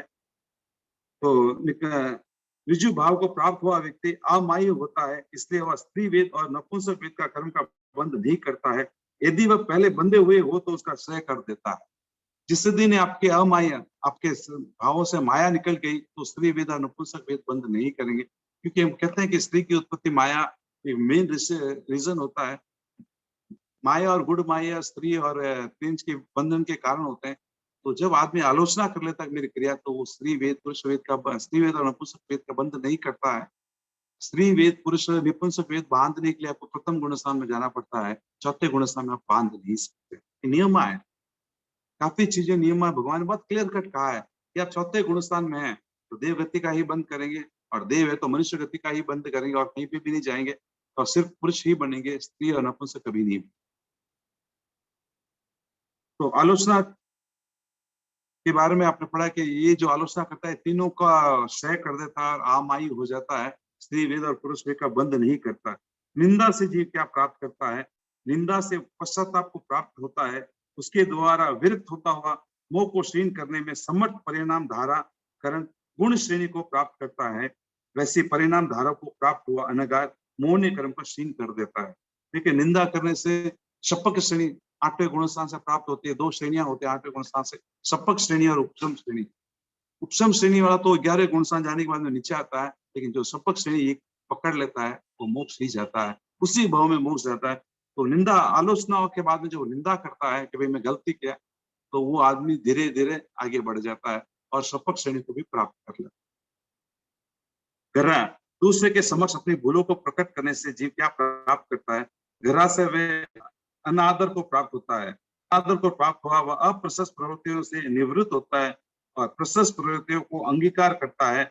वैसे अनगार आत्मा के अनंत विकास को घात करते हुए ज्ञानावरण्य आदि कर्मों का परिणतियों का क्षीण करता है। इन्हीं लोगों से ग्रह करते हुए ये तीनों का मूल उद्देश्य यही है कि वो मोक्ष ही जाएगा और कहीं नहीं जाएगा, क्योंकि अपने सब कर्मों को वो तोड़ेगा। आलोचना, निंदा और ग्रह, ये तीनों करने वाला जरूर मोक्ष जाएगा। ये बहुत क्लियर है, क्योंकि वो कोई चीज कर्म का गाढ़ बंधन करेगा ही नहीं। जितने भी बंधन बहुत छोटे छोटे कर्म का ही बंद करेगा, जिसको तोड़ने में उसको ज्यादा समय नहीं लगेगा। और आपको ग्रह मतलब दूसरे के प्रति अपने की भूल को पता चलता, आपको लगेगा वो कई समझेगा हमारे बारे में, तो अपने आप को आप शुद्धि करने का प्रयास करेंगे और अनंत कर्मों का तोड़ेंगे। अंकल आपने वो एक सेंटेंस बोला ना, निकाचित कर्म की वजह से सम्यक्त्व का क्या बोला था आपने? कुछ बोला, सम्यक चले जाती है। निकाचित कर्म से कैसे, क्या अंकल समझ में नहीं आया? जब आप निकाचित कर्म बांध निदान कर लेते हैं, निकाचित कर्म बांध लेते हैं, तो आपकी जो सम्यक्ति होती है वो चली जाती है। आप सम्यक्त अवस्था में निकाचित कर्म बांधा, जैसे ही पैदा होंगे अगले बार में आपकी सम्यक्ति चली जाएगी। शैव समित समित कुछ अंशों ब्रह्मदत्त चक्रवर्ती को भी जब अपने भाई चित्त मुनि से दर्शन हुए तब उनको थोड़ी देर के लिए सम्यक्ति हुई, लेकिन वापस चली गई। तो जब तक वो पूर्ण ना हो, जो निकाचित मैंने कर लिया उसका पूर्णता ना हो, तब तक मैं सम्यक कभी नहीं हो सकता हूँ। इसीलिए कहते हैं कि वासुदेव नरक में ही जाते हैं। रीजन की वो निकाचित होके ही वो आते हैं, वासुदेव बनते हैं, और वासुदेव बनने के बाद में उसकी गति नरक की होती है, क्योंकि निकाचित उसका ऐसा होता है वो छोड़ नहीं पाता है और नरक में ही जाता है। जो भी चक्रवर्ती निदान करके बनते हैं वो नरक में ही जाते हैं, क्योंकि वो वापस वो छोड़ के साधु नहीं बन पाते हैं। जो सहज रूप से जो चक्रवर्ती बने वो साधु बन सकते हैं, मोक्ष में जा सकते हैं, लेकिन जो निदान करके चक्रवर्ती बना है वो चक्रवर्ती पद नहीं छोड़ पाते, उसी पद पे वो मरते हैं और उसी पद में मरते हुए नरक में ही जाते हैं। नियम है। तो चक्रवर्ती बनने की भी आशा मत कीजिए, क्योंकि बन गए तो निदान कृत होगा और वहां से आपकी गति सिर्फ एक ही है नरक में। हो सकता है उसमें काफी भोग मिलते हो, काफी सुख सुविधा हो, पूरी दुनिया आपकी बात को मानेगा, लेकिन गति तो उसके बाद में एक ही है, नरक है। थोड़ा सा समझ में, निकाचित कर्म बांध लेने से, कोई भी निकाचित कर्म बांधा हुआ है हमारे तो मतलब सम्यक्ति भी चले गई। हाँ, आपके अंदर अगर निकाचित कर्म का उदय है तो आप सम्यक हो तो भी चले जाएगी। उदय के टाइम, तो उदय माना है, उदय के टाइम नहीं रहेगी सम्यक्ति। नहीं रहेगा। और जो उदय आएगा तो बहुत, देखो निकाचित कर्म बहुत खतरनाक। इसके लिए आप एक समझ लीजिए कि निकाचित कर्म कैसा, आपने अभी बांध लिया इस भव में निकाचित कर्म, अगले भव में उदय में नहीं आया, लेकिन वो मल्टीप्लाई हो रहा है। निकाचित कर्म में डेली कर्म को खींच रहा है, ये मैग्नेट है दूसरे कर्म को। आप क्रिया करे ना करे, वो बस बंध रहा है, बंध रहा है, बंध रहा है, बंध रहा है। जिस समय उदय में आएगा तो एक्सट्रीम, जितना एक्स्ट्रा बांधा उतना एक्सट्रीम उदय में आएगा। निकाचित कर्म जल्दी उदय में आए बहुत फायदा है, क्योंकि ज्यादा नहीं बंध रहा है, उसकी एनर्जी नहीं बढ़ रही है।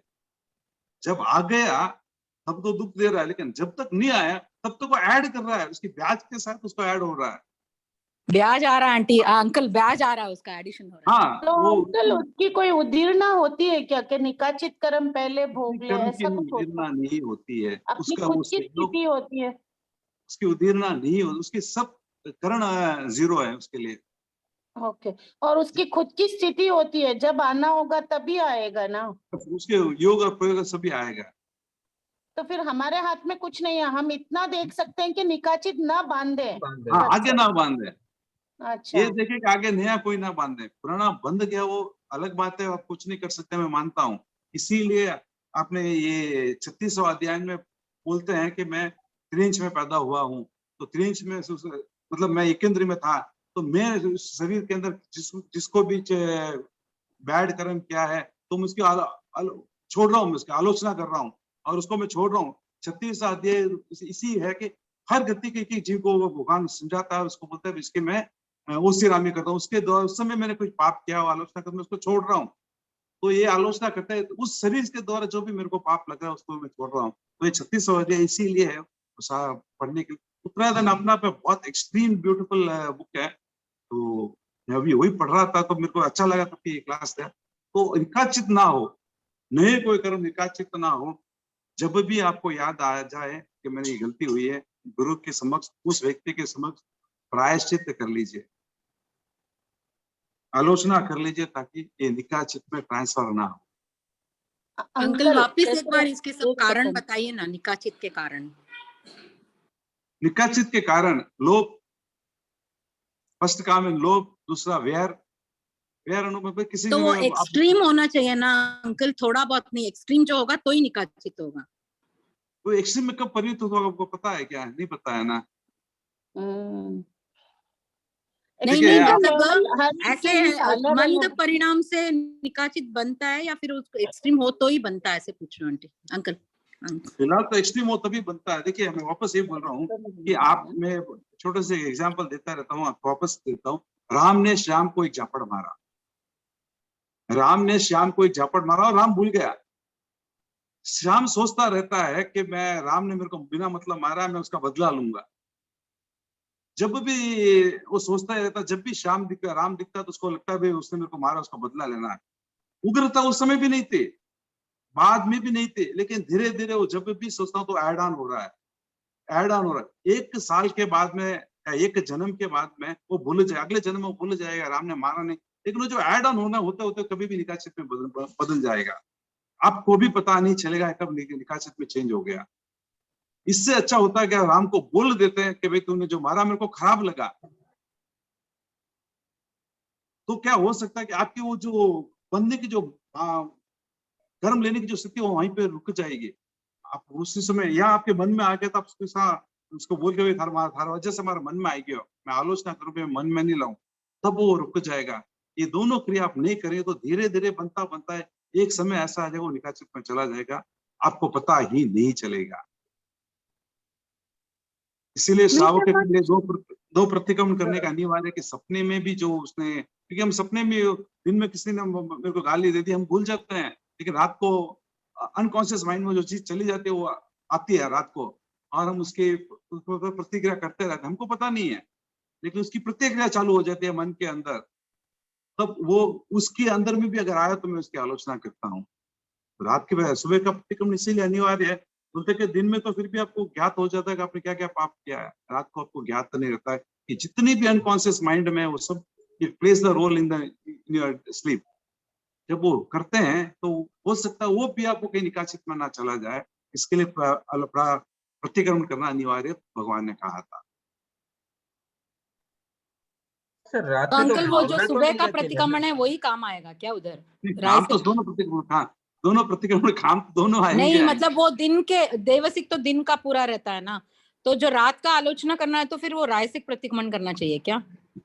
करे तो अच्छी बात है, लेकिन नहीं तो दोनों ऐड कर लीजिए कि अगले 24 घंटे, पिछले 24 घंटे में हुआ नहीं हुआ तो ओके। पक्की में करते हैं, बोले 15 दिनों के अंदर कुछ हुआ है, ज्ञात अज्ञात में दिन या रात कुछ भी आलोचना उसी तरह है। हो सके तो बहुत अच्छी बात है, ना हो सके तो शाम को करते समय ऐड कर लीजिए, ये लाइन लास्ट में एक लाइन ऐड कीजिए कि रात को भी मेरे द्वारा कुछ भी हुआ हो तो। अंकल आपने कहा, मैं वापस एक बार कंफर्म करती हूँ, जब हम निकाचित कर्म को भोग रहे हैं उस पीरियड में सम्यक्त्व चला जाएगा। तीर्थंकर तो गोत्र के फिर वापस आएगा क्या? 100% आ जाएगा। एक बार सम्यक्त्व स्पर्श होने के बाद कुछ तो अद्भुत कल परावर्तन में तो आना ही आना है। अच्छा, तो वो क्यों अंकल, वो समझ में नहीं आया, सम्यक्त्व क्यों जाना है? अब मेरे को बोलते सम्यक्त्व कब जाता है? तो बट भगवान महावीर जब वो भोग रहे थे, कीला डाल रहे थे उनके कानों में, तो उनके भाव थोड़ी चेंज हुए थे, वो तो समता में थे। वापस मैं बता रहा हूँ, निकाचित कर्म कब आता है? जब अनंत अनुबंधी का उदय होता है। निकाचित कर्म अनंत अनुबंधी उदय हो जाता है, और अनंत अनुबंधी में सम्यक्त्व नहीं रहता है। उस समय जब जब बांधते हैं तब वो सम्यक्त्व चला जाता है। नहीं, एक मिनट उनका कंप्लीट करता हूँ, पवन जी का कंप्लीट कर लेता हूँ। तो भगवान महावीर की जो सम्यक्त्व आए तो उसका रीजन था, तो तीर्थंकर गोत्र बांधे थे, वहां बंधा हुआ था उनका, और वो उदय में आ चुका था। तो मैंने कहा कि तीर्थंकर गोत्र ऐसा जिसमें सम्यक्त्व बढ़ता है, तो उस तीर्थंकर गोत्र की वजह से उनका सम्यक्त्व नहीं गया, क्योंकि तीर्थंकर गोत्र के बांधने के पहले वो सहायक सम्यक्त्व हो चुके थे, कर्म बाकी था, लेकिन सहायक सम्यक्त्व हो चुके थे, वो जाता नहीं कभी भी। लेकिन जिसने तीर्थंकर गोत्र नहीं बांधा उसका सम्यक्त्व चला जाता है, जाने की संभावना होती है। हम भगवान महावीर स्वामी के अपने कंपेयर करें, सोचिए भगवान महावीर स्वामी ने उस सम्यक्त्व को पाने के लिए कितनी तपस्या की, आपको पता है? कितने लाख मास खमन किए थे, मास खमन का वर्षित तब कर रहे थे, कितना लाख? 11,60,000 मास खमन किया था उन्होंने उससे एक बहुत पहले। मास खमन पारना 11,60,000 मास खमन किए थे उस भव में, नंदन मुनि के भव में। उसके भी उस इतने तपस्या में उनके निकाचित कर्म दोनों नहीं टूटे। आप सोच लीजिए कितनी लंबी तपस्या उनकी थी, फिर भी वो दोनों निकाचित नहीं तोड़ पाए, तो निकाचित की ताकत कितनी है, शायद इस चीज में आपको समझ में आ गया होगा कि जो व्यक्ति जो लाख हजार मास कमंड संपूर्ण प्योरिटी से, वो इतने प्योर थे उस समय, तब भी वो तोड़ नहीं पाए उस 2 निकासित कर्म को, तो इस भव में उनको तकलीफ दी। और निकाचित को निश्चित ही बांधना भोगना ही पड़ता है, जैसे बांधा है उससे अनंत गुना मल्टीप्लाई होकर आता है और उसे भोगना ही पड़ता है। हाँ, तो निकाचित जितना जल्दी उद्यम है उतना फायदा है, क्योंकि वो ज्यादा नहीं बढ़े अगर बांध लिया हो तो। लेकिन और क्या होता अंकल है, आपने कहा आलोचना, निंदा और गर्हा ये तीनों क्रिया से ही संबंधित है, तीनों भावों क्रिया से से नहीं। संबंधित है। भाव और क्रिया दोनों है। देखिए कोई क्रिया सक्सेसफुल जिसके साथ भाव जुड़े, खाली क्रिया करूं और भाव ना जुड़े तो क्रिया काम की भी नहीं है, वेस्ट है वो। वही बोला, मैं कहता हूँ ना कि सामायिक तो कर रहा हूँ लेकिन मेरे भाव है वो अर्थ ध्यान में है, तो समय का कोई फल नहीं है मेरे को, उल्टा पाप का साधन है मेरा। ओके अंकल, कृतज्ञ। अंकल एक बार गर्हा को समझाइए ना अंकल। देखिए घृणा नहीं, घृणा का लोगों से, अभी आपको घृणा कब होगी, आपको पता चल जाएगा कि एक आदमी जुआरी है। अब लोग कई बोले जुआरी है जुआरी है जुआरी, तो उन्हें घृणा रण रुक जाए, खराब लगने लग जाए। देखिए जो सुधरना चाहे, जो नहीं सुधरना चाहे उसकी मैं बात नहीं कर रहा हूँ, जो सुधरना चाहे उसको घृणा होने लग जाए खुद के प्रति कि भाई मैं जुआरी हूँ, लोग प्रति मेरा नाम खराब रहे, वो जो घृणा होती है वो ही उसको छोड़ पाएगा। अगर उसके अंदर वो घृणा पैदा नहीं होगी वो कभी नहीं छोड़ पाएगा। समझ में आया? तो जब लोगों को पता चलेगा या आपको, आपके आत्मा को पता चलेगा, आपको लगेगा भाई मैं कर रहा हूँ बहुत गलत है, वो घृणा जब उसमें स्टार्ट हो जाएगी तब इस चीज को छोड़ पाएगा, वरना छोड़ नहीं पाता। आलोचना वो कर लेता है, निंदा भी कर लेता है कि पाप जुआ खराब है, जुआ खराब है। आलोचना में आज से जुआ नहीं खेलूंगा, फिर निंदा भी कर लेता, नहीं जुआ खराब, फिर भी खेलने चला जाता है क्योंकि उसने उस पर घृणा नहीं की। जिस दिन उस चीज पे वो घृणा करना चालू कर देगा वो चीज को छोड़ देगा, मतलब वो हेट करने लग जाएगा उससे, फिर वो छोड़ेगा, तभी वो छूटेगा। अच्छा, आप जिससे प्यार करेंगे उसको छोड़ेंगे कैसे? कैसे छोड़ेंगे? तो आप भाव लेकिन मामा प्यार करने से भी तो राग का बंधन होता है। मैंने ये नहीं कहा हूँ, ये राग देश बात की बात है। अब छोड़ने के लिए उसको घृणा करना अनिवार्य हो जाता है। एक्सट्रीम घृणा हो तभी उस चीज को आप छोड़ेंगे और नहीं छोड़ेंगे। अब किसी से प्यार करता हो कैसे छोड़ेंगे? अब भगवान महावीर के प्रति, अगर किसी रिश्ते को बहुत घृणा करते कि मुझे नहीं चाहिए, वैसा रिश्ता ही नहीं चाहिए, तो वो गलत नहीं है? 100% गलत है, द्वेष है। मैं बात पाप की कर रहा हूँ, मैं व्यक्ति की बात नहीं कर रहा हूँ। पाप की घृणा करनी है, व्यक्ति की नहीं। व्यक्ति की घृणा द्वेष में बांधेंगे, वेर का अनुबंध करेगा, ये आपको भवगमन बढ़ाएगा। तो उस पाप की घृणा करनी है, उस पाप की आलोचना करनी है और उस पाप की निंदा करनी है जो आप छोड़ना चाहते हैं। मैं किसी व्यक्ति विशेष की बात ही नहीं कर रहा हूँ। व्यक्ति विशेष के बात देश का बंद है, उल्टा या आपके भव भ्रमण को बढ़ाएगा। जैसे पाप का आप घृणा बोल रहे हो ना, तो कैसा काम जो चीज है कि वो पाप का घृणा हो सके? देखिए वो वास्तव में बहुत सोचने समझने की बात है। वो आप सबके लिए भी, मेरे को भी इतना एग्जैक्टली पता नहीं, आप सबके लिए वही है।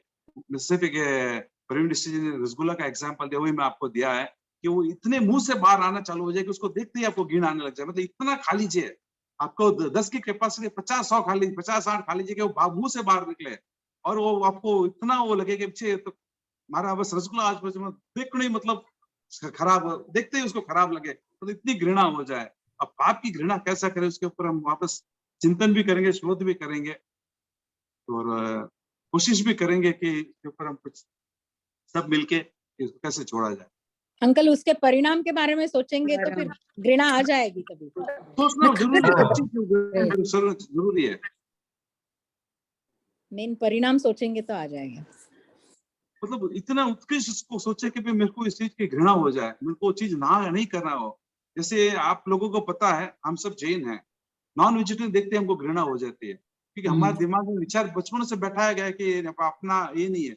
तो उस हिसाब से पाप हो जाए कि मैं जैसे मैं नॉन वेजिटेरियन देखता हूँ मेरे को घृणा हो जाए, फिर नॉन वेजिटेरियन घृणा भी अपना अपने पाप है, वो ना हो लेकिन घृणा इतनी हो जाए कि मैं उसके पास ही नहीं जाऊं।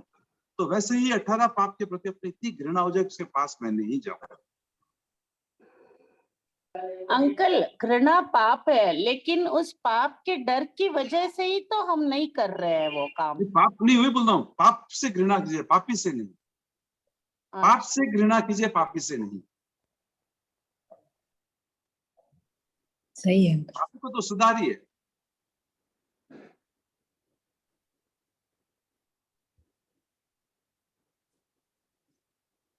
वो आलोचना आलोचना यानी खाली अपने मतलब काउंसलिंग जैसे लेना और प्रायश्चित लेना दोनों, या खाली प्रायश्चित लेना? मतलब जैसे अपन देखो, आलोचना के बिना निंदा नहीं होती, निंदा के बिना घृणा नहीं होती है।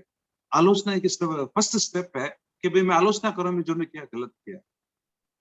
तो आलोचना आप गुरु के पास ही कर लीजिए, अपना आप भी कर लीजिए, लेकिन अच्छी हो, फैक्ट हो, लोगों के दिखावे के लिए ना हो। भाई मैं गलत काम कर दिया, चलो दिखावे के लिए गुरुदेव मैंने गलत कर दिया, या किसी मैं गलत कर दिया, सोचो ही नहीं।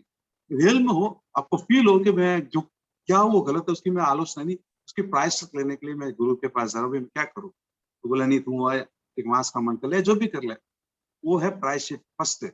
अब वो आलोचना तो आपने ले ली, लेकिन वो पाप वापस कभी भी नहीं छूटेगा। तब आपको क्या करना है, निंदा करने के, वो जो अपने आप आत्मा से निंदा करना है कि भाई ये जो मैंने किया गलत है, मैं आपसे कोशिश करूंगा ये वापस मेरे पास ना हो। फिर भी होने की संभावना होती है, क्योंकि हम घृणा नहीं करते उस पाप से। तो आलोचना फर्स्ट स्टेप है, इसलिए प्रथम आया हुआ है।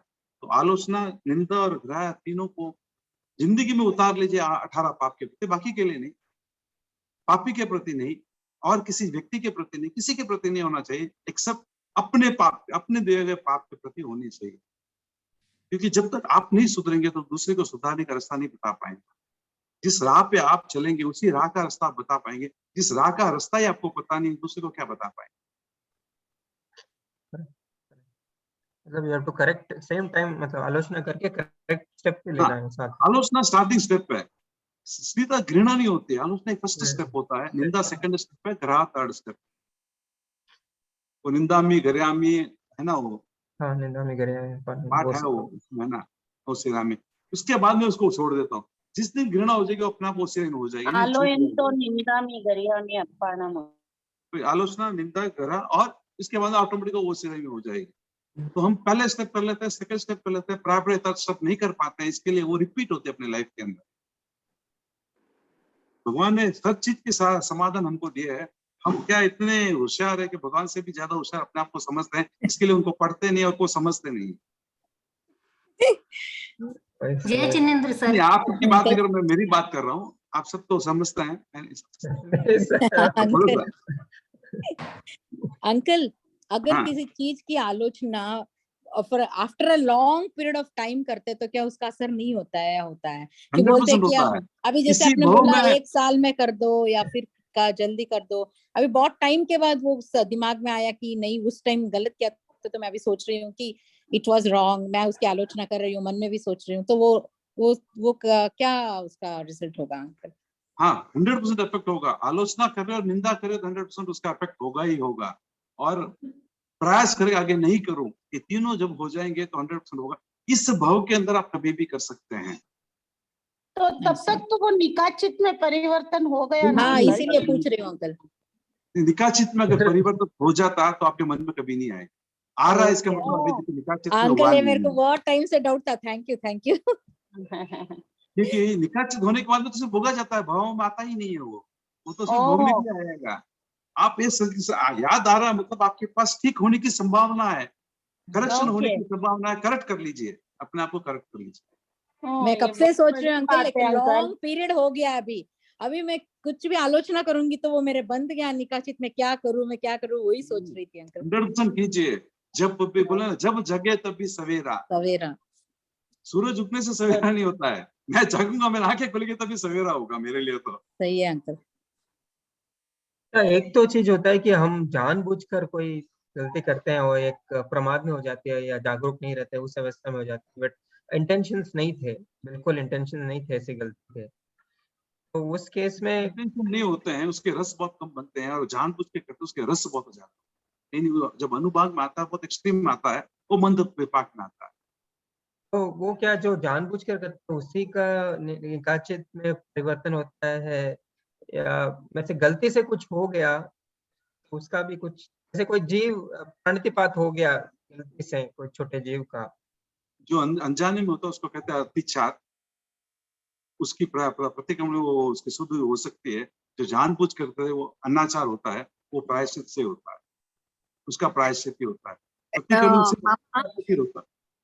एक है जब अपने को घर से बाहर कुछ जीव जंतु को निकालना होता है, जैसे चिपकली है, कॉकरोच है, वो डरते जरूर है लेकिन निकालना तो जरूर पड़ेगा ना उनको, तो उस समय क्या करे?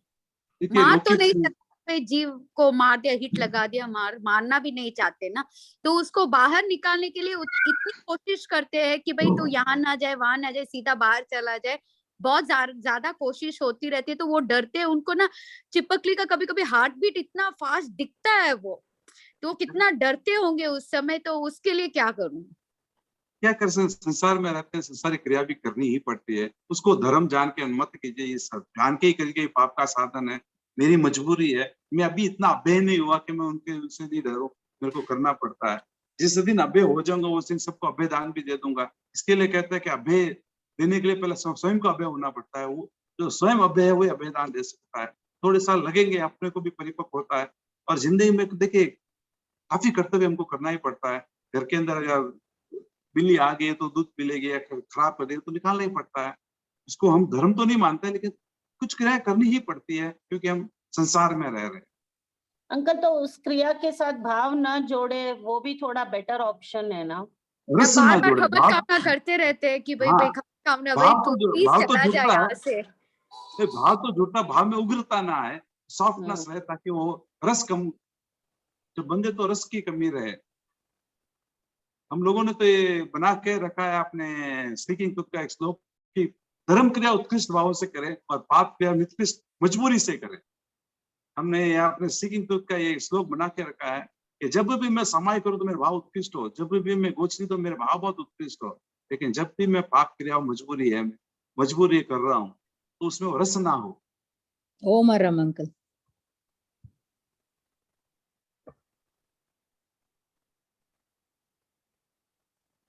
तो तीनों को समझ लीजिए, अपना उद्देश्य यही है कि हम लोग चाहे तो एक दिन के अंदर पूरे चैप्टर को हम कंप्लीट कर सकते हैं, लेकिन हम इसलिए चाहते हैं कि समझें और लोग इसके ऊपर गति करें। मैं सिर्फ यही नहीं कहता हूँ कि उपवास यही धर्म है, इन सबको समझना भी धर्म है। ये सब हम समझेंगे तो काफी पाप से हम बच जाएंगे, और जब हम काफी पाप से बच जाएंगे तो मोक्ष बहुत नजदीक है। विश्व भव की जो मोक्ष की यात्रा है, तो हम पाप से बचना अनिवार्य होता है।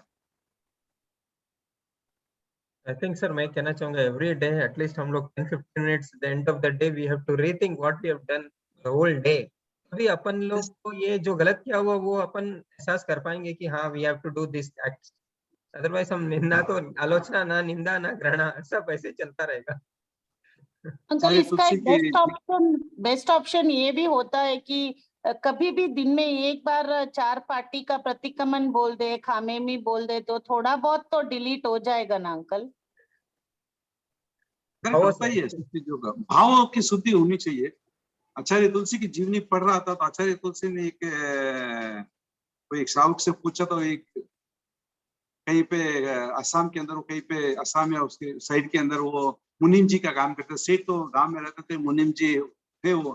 तो मुनीम जी ने पूछा कि रोज भाई खातो लिखे गई था, रोज पूरा दिन तो भाई खातो मिला गए कि मैं मुनि, मेरे को तो अनिवार्य करना ही है, ये तो मेरा डेली का है, मेरे को करना ही भी चाहिए, वरना सेठ को जवाब क्या दूंगा। मैं बोला मैं उस भाई खाते की बात नहीं कर रहा हूँ, तुम अपने जीवन में पूरे दिन में क्या क्या क्या उसके हिसाब किताब रखता है कि नहीं रखता है, नहीं रखता, वाजिल का आगे से रखने का भाव है।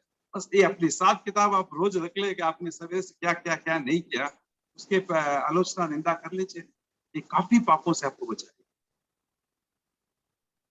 पहला तो प्रयास ही है कि मैं किसी को शब्दों से दुखी न दूं, मेरी क्रिया से किसी को दुख ना पहुंचे, ये सबसे बड़ा धर्म है। संदीप जी का हैंड रेस है, संदीप जी।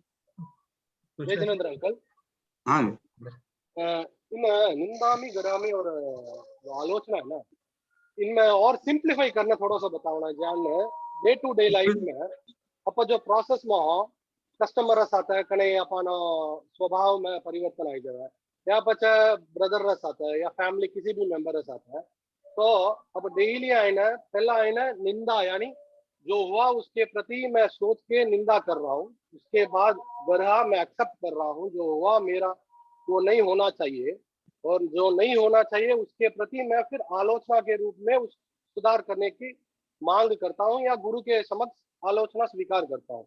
इन डे टू डे लाइफ में एक इंसिडेंट रखना इजीली किकर आप फॉलो कर सकते हैं। मैं सिद्धि जी आपका भाव मेरे को पता है, समझ गए आपकी बात। मेरे एक सवाल पूछना वापस, हर चीज अपने को सिंपलीफाई ही क्यों चाहिए? नहीं, मैं सिंपलीफाई इन वे में एक आगमरा शब्द है, इन ठीक है समझ लवा, but day to day life में मैं करूं जो गलती ने कटा मैं रेक्टिफाई कर सकूं और किकर फॉलो कर सकूं, वो हमारे वास्ते प्रैक्टिकली इम्प्लीमेंट करना वास्ते बहुत जरूरी है। तो इम्प्लीमेंट जनी मैं कर सकूं वो सिंपलीफाई रहे, तो मैं जान सकूं कि आज मैं कस्टमर के साथ यूं बिहेव नहीं करना चाहिए इसको, या हमारा ब्रदर के साथ यूं बिहेव नहीं करना चाहिए इसको। तो evening at the end of the day I should realise what I did, then एक थॉट हमारा अंदर चला। तो आप मार्गदर्शन मिली तो हमारा और भी अच्छा रहेगा। मैं वही सब बोलो सर, सिंपलीफाई वही होता है कि आप पूरे दिन में जो जो किया है उसकी आप पुनरावर्तना कीजिए। शाम को बैठते समय 10 मिनट 15 मिनट अपने साथ बिताइए, परिवार के साथ नहीं, मोबाइल के साथ नहीं, टीवी के साथ नहीं, किसी के ना साथ, अपने साथ बताइए कि आपने पूरे दिन में क्या क्या क्या क्या कर सकते थे जो आपने नहीं किया। आपके पास 1 घंटा समय था, आप स्वाध्याय कर सकते थे, आज नहीं किया। आपके पास 5 मिनट का टाइम था, एक श्लोक पढ़ सकते थे, मतलब कोई भी एक चीज को पढ़ सकते थे, वो आपने नहीं किया। क्या क्या नहीं करना तो वो क्या, उसके बारे में सोचे। वो जरूरत कौन था, मैं एक आदमी ने गुस्सा बोल दिया, या मैं 2 रुपया किसी को 2 रुपया ठगा दिया, ये मेरे को जरूरत नहीं था। नहीं, आप पुनरावर्तना भी कर लेंगे ना। जो आदमी पुनरावर्तना कर पूरे दिन की अपनी क्रियाकलाप को जहाँ देख लेता ना, उसको सहज रूप से डेली देखने वाले को सहज रूप से चीजों पे घृणा होने चालू हो जाएगी कि भाई मैंने गलत कर रहा हूँ। नेक्स्ट डे वापस सोचेगा यार आज भी मैंने ये गलत किया। उस नेक्स्ट डे भी वो सोचेगा कि ये मैं आज कर सकता था, आज मैं देखा 4 घंटा फोकट फ्री में बैठा तो मैं 4 आरो त्याग कर सकता, 3 आरो त्याग कर सकता था। मैं आज पता था ट्रैवल में जा रहा हूँ, मेरे को जरूरत नहीं, कहीं खाऊंगा नहीं, मैं आता नहीं। ये जब कर सकता, जो जो क्रिया मैं कर सकता था वो मैंने नहीं किया, जो जो नहीं करना था वो मैं किया। ये चीज है जिस दिन आप अंकल आप म्यूट हो गए, तो सहज वो टूट जाएगी और आप जो करना है वो आपके अंदर गति करने लग जाएगी। सही अंकल, बट कभी कभी पता है गलत कर रहा हूँ, ग्रह भी कर रहा हूँ, पता मैंने मालूम है, पता है मैं गलत काम कर रहा हूँ, उसके प्रति घृणा भी हो रही है, मगर कर भी लेता हूँ, घृणा भी होती है। तो ये कहां तक सही है? मतलब बोलो ना, कर भी लेते हैं, घृणा भी करते हैं, अच्छी बात है। आप अपने आप को इतने सबल बनाए कि ना कर पाए, ना करो, आगे से अपने आप को इतने स्ट्रांग बना लें कि ना कर पाऊं। मैं मान सकता हूं कि देखिए हम संसारी जीव, हमको धंधे में भी झूठ बोलना पड़ता है, सब कार्य भी करते हैं, लेकिन एक सीमा बना लीजिए कि उसके बाद में मेरे को ना हो। मैं अपनी जिंदगी के कुछ सीमाओं के बाद में मैं नहीं करूं। जिनको जो जरूरत है वो करें, जो नहीं है वो ना करें, लेकिन अपनी एक सीमा तो आपको ही बनानी पड़ेगी, तो दूसरा बना नहीं पाएगा। करोड़पति भी किसी के लिए ज्यादा, करोड़ रुपए भी ज्यादा है, और किसी के लिए अरब में भी कम है। हर व्यक्ति की अपनी अपनी थिंकिंग है। आवश्यकता तो उसको किसी चीज की नहीं है। 2 रोटी, चाहे अरबपति भी 2 रोटी खाता होगा और करोड़पति भी 2 रोटी खाता होगा, एंड तो किसी की नहीं है, एंड को स्वयं को ही लगाना पड़ता है। आचार्य महाशय रोज बोल भी ले प्रवचन में कि भाई अपना संयम कर, लेकिन एंड मेरे को ही लगाना पड़ेगा। दी फुल स्टॉप मेरे को वो लगा नहीं पाएंगे, फुल स्टॉप तो मेरे को ही लगाना है कि इसके बाद मेरे को नहीं करना है। समय करनी हो तब उसको एंड लगा लेते नहीं। वहाँ रोज 8 बजे मीनार 8 ही त्यागे तो 8 हो बस, अब मैं नहीं करूँ तो भी चले, वो एंड हम लगा लेते। लेकिन जो संसारिक अवस्था है वो हम एंड नहीं लगा पाते। मेरे को याद है कि 2012 के अंदर जसोल के अंदर चतुर्मास था, आचार्य मास 12 ही था शायद, जसोल में चतुर्मास था। तो कृष्ण मुनि मेरे पिताजी के बहुत ज्यादा क्लोज थे। तो मेरे को वो पकड़ लिया एक दिन, बोले कि समय करे, मैं बोला आज नहीं करूँ। महीने ने कितनी करे, मैं संवत्सरी एक दिन छोड़ने ला, कोई भी दिन समय नहीं करता हूँ। तो बोले कि नहीं तुमको करना ही पड़ी। तो बहुत ज्यादा रोज की एक समय करना। बोले आज मजाक करोगे यार, मैं ऐसे ही बात करता था रोज एक समय के मारू। तो हम दोनों के अंदर आधा घंटे के बाद में सेटलमेंट हुआ कि महीने के 8 समाई करेंगे। मैं 1 से चालू हुआ और वो 30 से चालू हुआ, तो हमारे अंदर सेटलमेंट हुआ महीने के 8 समाई करते हैं। तो क्या करता था, 1 से 8 तारीख 10 तारीख के बीच में 8 समाई कर, चलो हो गया, बस मैं कंप्लीट हो गया। काफी बार नहीं भी होती थी तो अगले महीने 2 एक्स्ट्रा कर लेता था, लेकिन खत्म कर लेता था। तो 1 से 8 तो हम क्या करते हैं, 1 से 8 करना खत्म हो गया, लेवल में आ गया, हम उसको बढ़ाने का प्रयास नहीं किया। तो जब तक हम एंड कर लेते हैं, उसी तरह पाप के कार्यों को भी बस 1 महीने में मैं 1 करोड़ रुपए का मतलब 1 लाख रुपए कमा लिया, हमारा महीना अवस्था खत्म हो गई, अब आगे नहीं कमाऊंगे, कभी नहीं करते हैं। तो जिस तरह हम समय की 8 की बांध के और मैंने अब एंड कर रहा हूँ, उसी तरह आप एक बना दीजिए कि भाई मैंने पाप कार्य का भाई महीना में लाख रुपए खर्च होया तो 2 लाख कमाए, तो उसके बाद मैं एंड कर दूं उस महीना। वो जिस दिन करेंगे वो आप ही कर पाएंगे, हम नहीं कर पाएंगे। वो अलग बात है कि पिछले 3 महीने से मैं रोज की एक समय की एवरेज पे आ चुका हूँ, तो मेरे को अभी सामयिक मेरा आ गया है, तो इसीलिए। और मेरी आदत है जब तक कोई चीज मैं नहीं करता, मतलब जबरदस्ती कोई चीज नहीं करता हूँ। संभाला फिरूं, अगर मेरे को रस आए तो फिर वरना नहीं फिरता हूँ, छोड़ देता हूँ। पुस्तक पढ़ने में मेरे को स्टार्ट कर दूंगा, अगर मेरे को रस नहीं आएगा तो मैं रख दूंगा, खींचूंगा नहीं, दूसरी पुस्तक लूंगा। जब तक कोई पुस्तक में रस न आए तब तक मैं बैठ के नहीं पढ़ता हूँ। तो ये आदत है मेरी। तो मेरे को सामायिक में रस आ रहा है, प्राय पर रोज कर लेता हूँ। एक 2 दिन नहीं कर पाता, नेक्स्ट 2 दिन मतलब महीने के जितने दिन है उतनी करने का प्रयास कर लेता हूँ। ज्यादा भी ये नहीं कि 30 होगी तो मैं बंद कर दूं, ज्यादा भी होने का प्रयास करता हूँ, हो जाती है ठीक है, लेकिन 30 की तो कोटाई नहीं, 8 की बंद है, लेकिन 30 का जितने दिन है उतना जरूर मैं लेके आने का प्रयास करता हूँ। तो उसी तरह बढ़ाइए पाप धर्म को और पाप को। एक डिसीजन ले लीजिए कि भाई महीना हमारी तो है, महीने बाद में मैं बंद कर दूं, कम कर दूं, हो सकता है। सीमा एंडलेस, तो हर चीज एंडलेस ही है, कृष्णा एंडलेस है, जिंदगी कहाँ अंकल लंच आवर्स भी नहीं रखते हैं तो इनकम के कहाँ बंद करेंगे? लंच आवर ही नहीं रखते हैं तो इनकम का कहाँ बंद करेंगे अंकल? सामायिक तो दूर हो गई। मैं वापस दोस्तों को मेरे अपने दोस्तों को अंदर बोलता रहता हूँ कि तकदीर में जितो है, तेरे पास जितने पुण्य उतने तेरे को मिल जाएंगे, उससे ज्यादा मिलने की आस मत करना, क्योंकि उससे ज्यादा आस कर रहा है तो मतलब ये नहीं कि नहीं मिलेगा, मैं नहीं बोल रहा हूँ 100% मिलेगा। पुण्य की उदीरना कर रहे हैं, जो कल आना वाला पुण्य उसकी उदीरना कर रहे हैं। कल वो करोड़ रुपए देगा, लेकिन आज उसकी उदीरना करके कोड़ियों एक्स्ट्रा कमा रहे हो, नहीं लाख 1000 2000 एक्स्ट्रा कमा रहे हो। कल करोड़ कमा सकते हो, उदीरना कर रहे हो, लेकिन क्या एक समय ऐसा ना आ जाए कि पुण्य से 0 हो और मनुष्य भोली जाता रहेगा। तो पुण्य की उदीरना मत करो। आपने पुराने साधु साधियों को देखा होगा, वो फटे हुए कपड़े भी पहन लेंगे, बोले कई है आपको तो सहज उपलब्ध ले लो, बोले मैं क्यों पुण्य उदीरना करूं, मारे उदय में रही पुण्य उदय तो गुरुदेव ने अपना दे दे, मारे उदय में कोनी, मैं क्यों उदीरना करूं।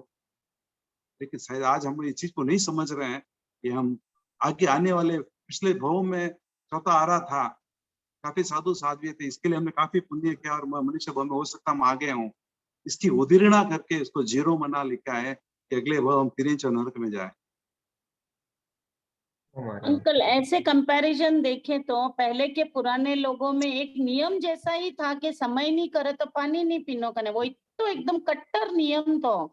लेकिन अब ग्रेजुअली जनरेशंस पास ऑन व्यो जो वो नियम तो जाने 0 जूज है, कहीं वैल्यू भी नहीं देवे के समय माला इनो वैल्यू भी नहीं देवे। अब मन बैंगलोर में एक प्रोग्राम तो बटे एकला बोलिया कि जैसे मंदिर वालों के नियम होता है, मंदिर गए बिना वो पानी मुंह में नहीं डालते पूजा के सिवाय, वैसे तेरापंथी के क्यों नियम नहीं है कि एटलीस्ट वो एक गुरु वंदना करें। जैसे गुरु कोई भगवान मान रहा है तो एटलीस्ट गुरु वंदना के सिवाय अगर गुरु वंदना नहीं करूंगा तो मैं पानी नहीं पीऊंगा, इतो सो एक छोटो सो नियम क्यों नहीं अपना सके कना? बहुत अच्छी बात है। मैं आज भी बोल रहा हूँ, लास्ट 6-7 साल पहले मैंने एक नियम लिया था। किसी से लिया था? परिंडिशी जी से लिया था, चेन्नई आए हुए थे, कि सवेरे उठ के 3 जने को वंदना करूंगा, तीर्थंकर भगवान को, गुरु को, अन्य सब साधु साधियों को। ये वंदना करता हूँ, उसके बाद पलंग से नीचे उतरता पहला ये काम करता हूँ, और शाम को हाम्य सवेरे बोल के सभी जीवों को याद करके 84 लाख जीव को याद करके मैं सबकी वंदना खमत कवना करता हूँ। उसके बाद में ही सोता हूँ। दिन में 5 बार नमस्कार माँ, ज्यादा मत बोल, शुद्ध से 5 बार बोल, ये 3 नियम उन्होंने मेरे को दिलाए थे। अच्छा लग रहा है। मैं आप सबसे बोलूंगा, क्या अभी इन दिनों से मेरे घुटने में दर्द हो से मैं बैठ के विधिवत वंदना तो नहीं कर पा रहा हूँ, लेकिन कर रहा हूँ। आपको बहुत अच्छा लगेगा, आप जरूर कीजिए। मैं 100% बोलूंगा, बहुत अच्छा लग रहा है। सुबह उठते ही 3 बार वंदना या 2 बार गुरुदेव को और तीर्थंकरों को वंदना, दोनों को कर दीजिए। और शाम को सोने के पहले सबकी खमत कामना कर लीजिए। और रात को एक चीज जरूर याद रखिए, भले आप 5 द्रव्य रखे, 10 द्रव्य, बाकी सबका त्याग कर दीजिए। फिर सुबह सूर्य उदय पहले 5 द्रव्य, 10 द्रव्य। और याद रख लीजिए कि श्रावक के जितने भी त्याग होते हैं, सुखे समाधा होते हैं। अगर वो बीमार पड़ गए तो उनको त्याग में पट्टा नहीं लगता है, क्योंकि अपने जितने भी त्याग होते हैं सुखे समाधे हम त्याग लेते हैं। अगर मैं रात को अटैक आ गया, सीरियस हो गया, कुछ भी हो गया, हॉस्पिटल हमारे लिए खुला है, वो त्याग में नहीं आता है। क्योंकि 6 चीजों आप श्रावक के 12 व्रत में पढ़ सकते हैं, 6 चीजों का अचेतन उसकी छूट रहती है। देव की आज्ञा से, गुरु की आज्ञा से, नगर की आज्ञा के, बड़ों की आज्ञा से, कोई काम मेरे को मजूरी करनी, इनके अलावा बाकी सब मेरे त्याग होते हैं। तो त्याग में अगर रात को किसी कारण बस, किसी भी कारण रात को आपकी जिंदगी खत्म हो गई, वो त्याग आपको देवगति में लेकर चला, अच्छी गति में लेकर चला जाएगा। तो रात को कुछ चीजों का त्याग कीजिए। 5 आहार, 25 आहार द्रव्य को भी छोड़ दीजिए ना, कि 5 द्रव्य से 10 द्रव्य से ज्यादा मैं रात को नहीं लूंगा, बाकी सब चीज का मेरे को त्याग है। बाकी के खुले जो त्याग है ना, वो आपकी गति अच्छी कर देगा। अगर आयु का बंध भी हो गया हो, क्योंकि आयु का बंध कब हो पता न हो, आयु का बंध अगर त्याग में होगा तो सिर्फ देव गति का ही बंद करेगा और कहीं पे भी बंद नहीं। ये नियम है। तो 3 चीजों को आप जरूर ध्यान रखें।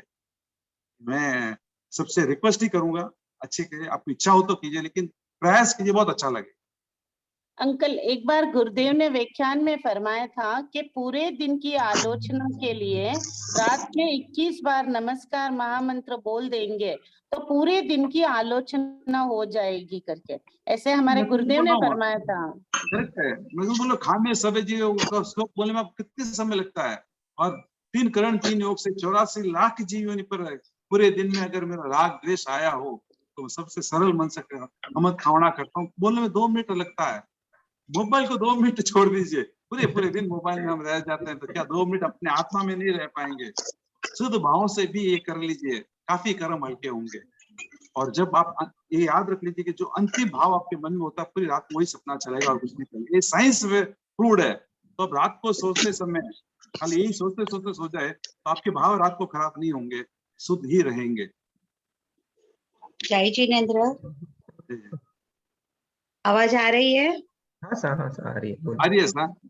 हाँ, तो मैं कह रही थी कि जैसे किसी इंसान बीमार है, सचेत नहीं है, उनको ध्यान नहीं है, और उनको जो अपन पचखान करवाते हैं तो वो शुद्ध होता है कि नहीं होता है? देखिए, आप कैसे बोल सकते हो वो अचेत है सचेत है? उसकी आत्मा जागृत हो सकती है। हाँ, वो तो है। अब जैसे पैरालिसिस होता है, ऐसे कि उनको ध्यान नहीं रह रहा है, तो फिर करवा सकते हैं कि नहीं करवा सकते? नहीं, अगर अचेत अवस्था में और उसको ध्यान नहीं रहता है तो मेरे आइडिया से जब तक वो जागरूक ना हो, मतलब उसको उस त्याग के ऊपर उसकी इच्छा ना हो और उसकी सहमति ना हो और उसको जागरूकता ना हो, तो नहीं करवाना चाहिए, क्योंकि फिर थोड़े जबरदस्ती कराया जैसा हो जाता है।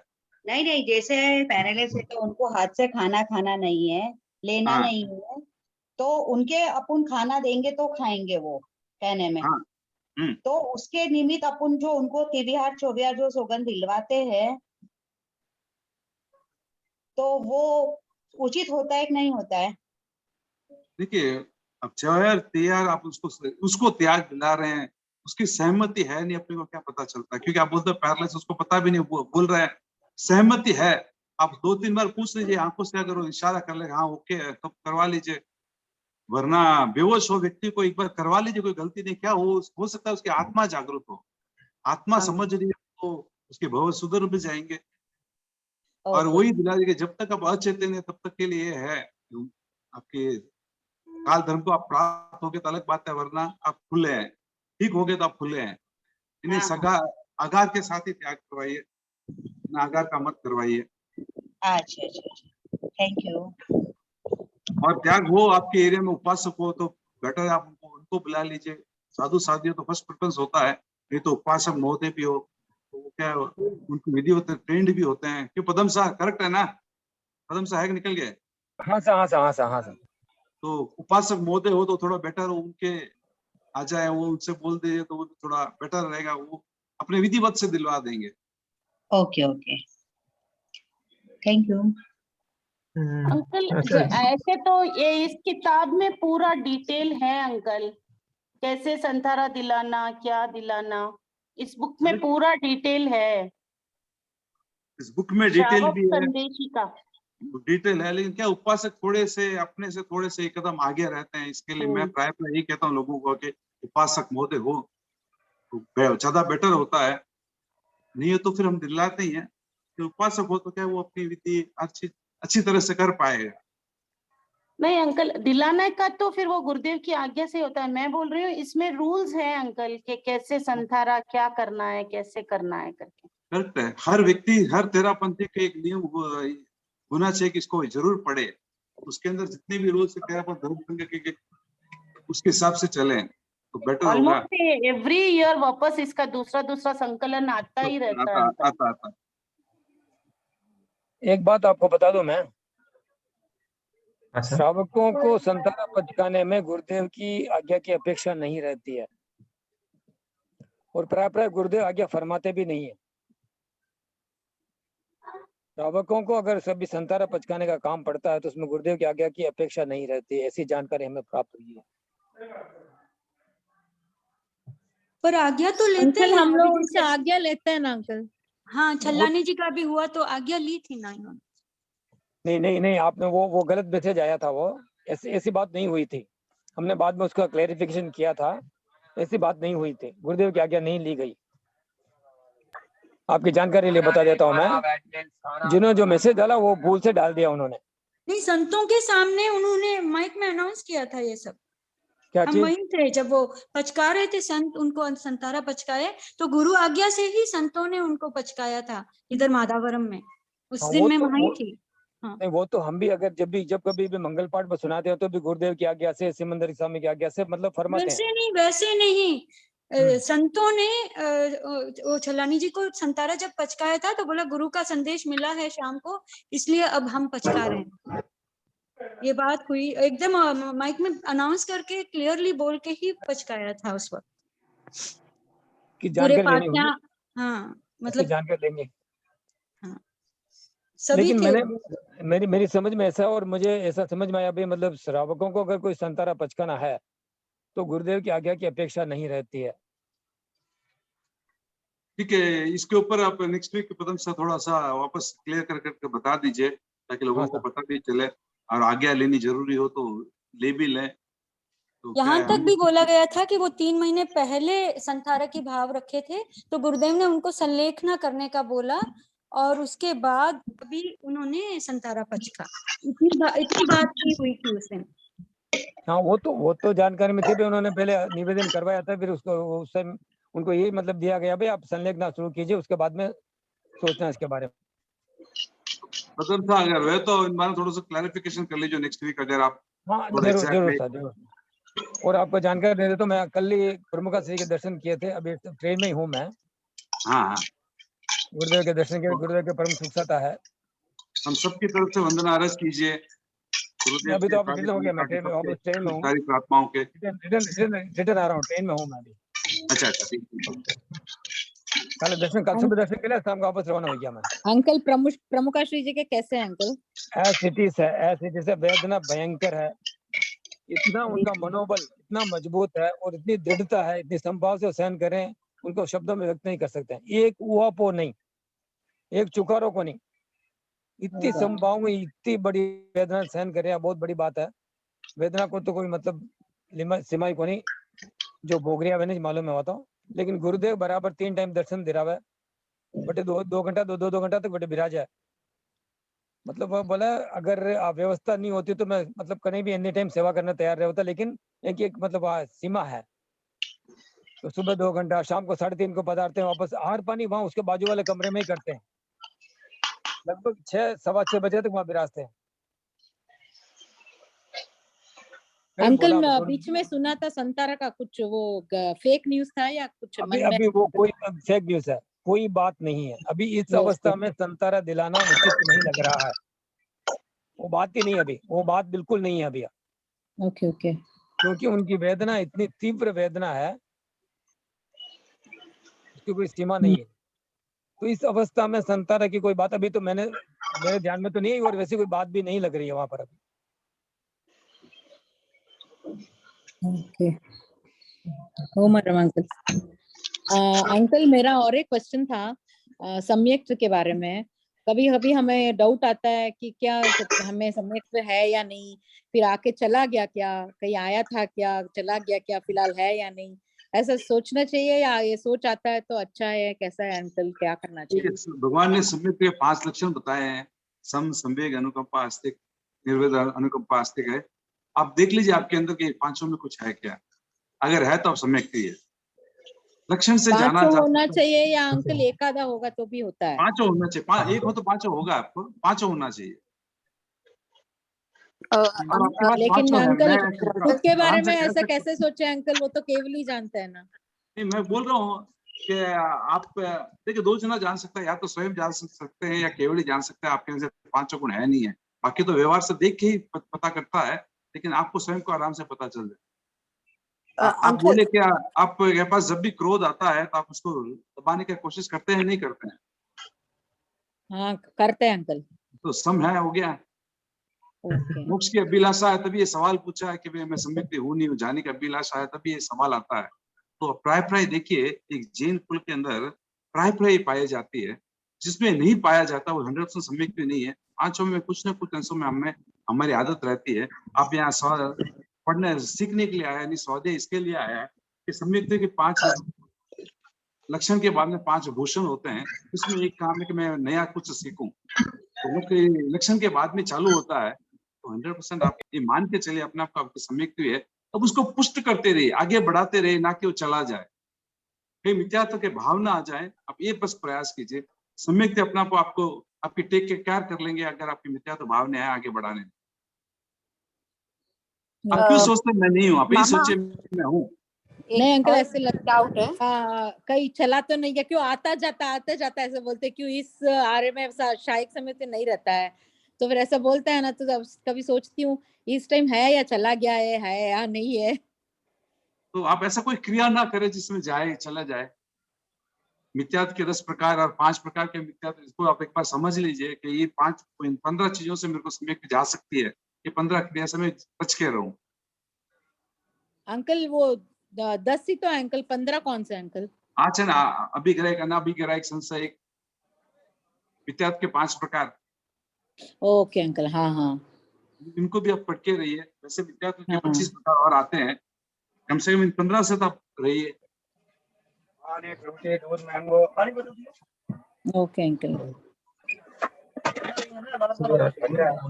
ऑलरेडी वी आर 111 हो गया। और कोई किसी की लास्ट सेशन का रिकॉर्डिंग नहीं हुआ है, इसके लिए मैंने वापस आज स्टार्टिंग से थोड़ा री किया है। तो इस सेशन का रिकॉर्डिंग है, अवेलेबल होगा, वो आपको करवा देंगे, कौन सा कितना समय जैसे भी हो जाए। वो मेरा स्टार्टिंग का मिस हुआ है आज का, इसलिए रिकॉर्डिंग है, हो जाएगा। लास्ट वीक का शायद रिकॉर्डिंग नहीं हुआ, बता रहे थे दिनेश सर, कोई कारणवश पता नहीं कोई गलती हो गई थी आज, इसीलिए हम स्टार्टिंग से वापस आज किया था। तो समय हो रहा है, किसी का डाउट नहीं हो तो मंगल पाठ के लिए कौन सा आप किसको नियोजित कर, पिता पदम सा ही है, पदम सा कर दे। हाँ पदम सा आपकी तरफ से मंगल पाठ हो जाएगी। सावधान, अपने आप को मंगलमय अनुभव करते हुए सिमंद स्वामी की आज्ञा से, गुरुदेव की आज्ञा से, ओम ह्रीम नमो अरहंताणं, ओम ह्रीम नमो सिद्धाणं, ओम ह्रीम नमो आयर्याणं, ओम ह्रीम नमो वज्रायणं, ओम ह्रीम नमो लोये सब्बसाहूनं। एसो पंच नमोकारो शब्द पावपणासनो मंगलानंच सभ्ये सिंह पद्मं हवै मंगलम। श्री चत्तारी मंगलम, अरहंता मंगलम, सिद्धा मंगलम, साहू मंगलम, केवली पन्नतो धम्मो मंगलम। चत्तारी लुगुत्तमा, अरहंता लुगुत्तमा, सिद्धा लुगुत्तमा, साहू लुगुत्तमा, केवली पन्नतो धम्मो लुगुत्तमो। चत्तारी शरणं पवज्जामि, अरहंते शरणं पवज्जामि, सिद्धे शरणं पवज्जामि, साहू शरणं पवज्जामि, केवली पन्नतं धम्मं शरणं पवज्जामि। धम्मो मंगल मुक्तित्तम, अहिंसा संयमो तवो देवा वित्तम नमं संति जस धम्मे सयामणो।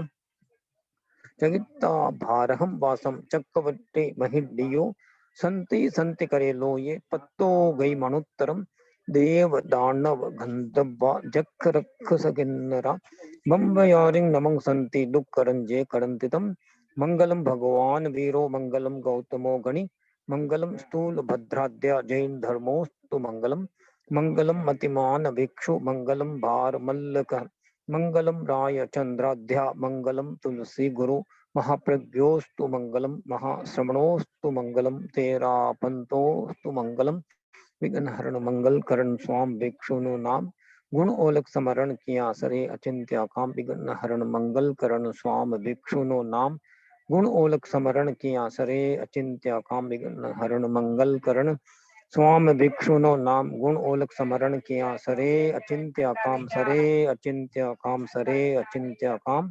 ओम शांति जय भिक्षु तुलसी महाश्रमण कल्याण करो।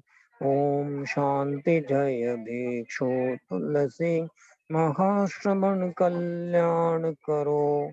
ओम शांति जय भिक्षु तुलसी महाश्रमण कल्याण करो। ओम अरहम ओम अरहम ओम अरहम ओम हरम ओम हरम।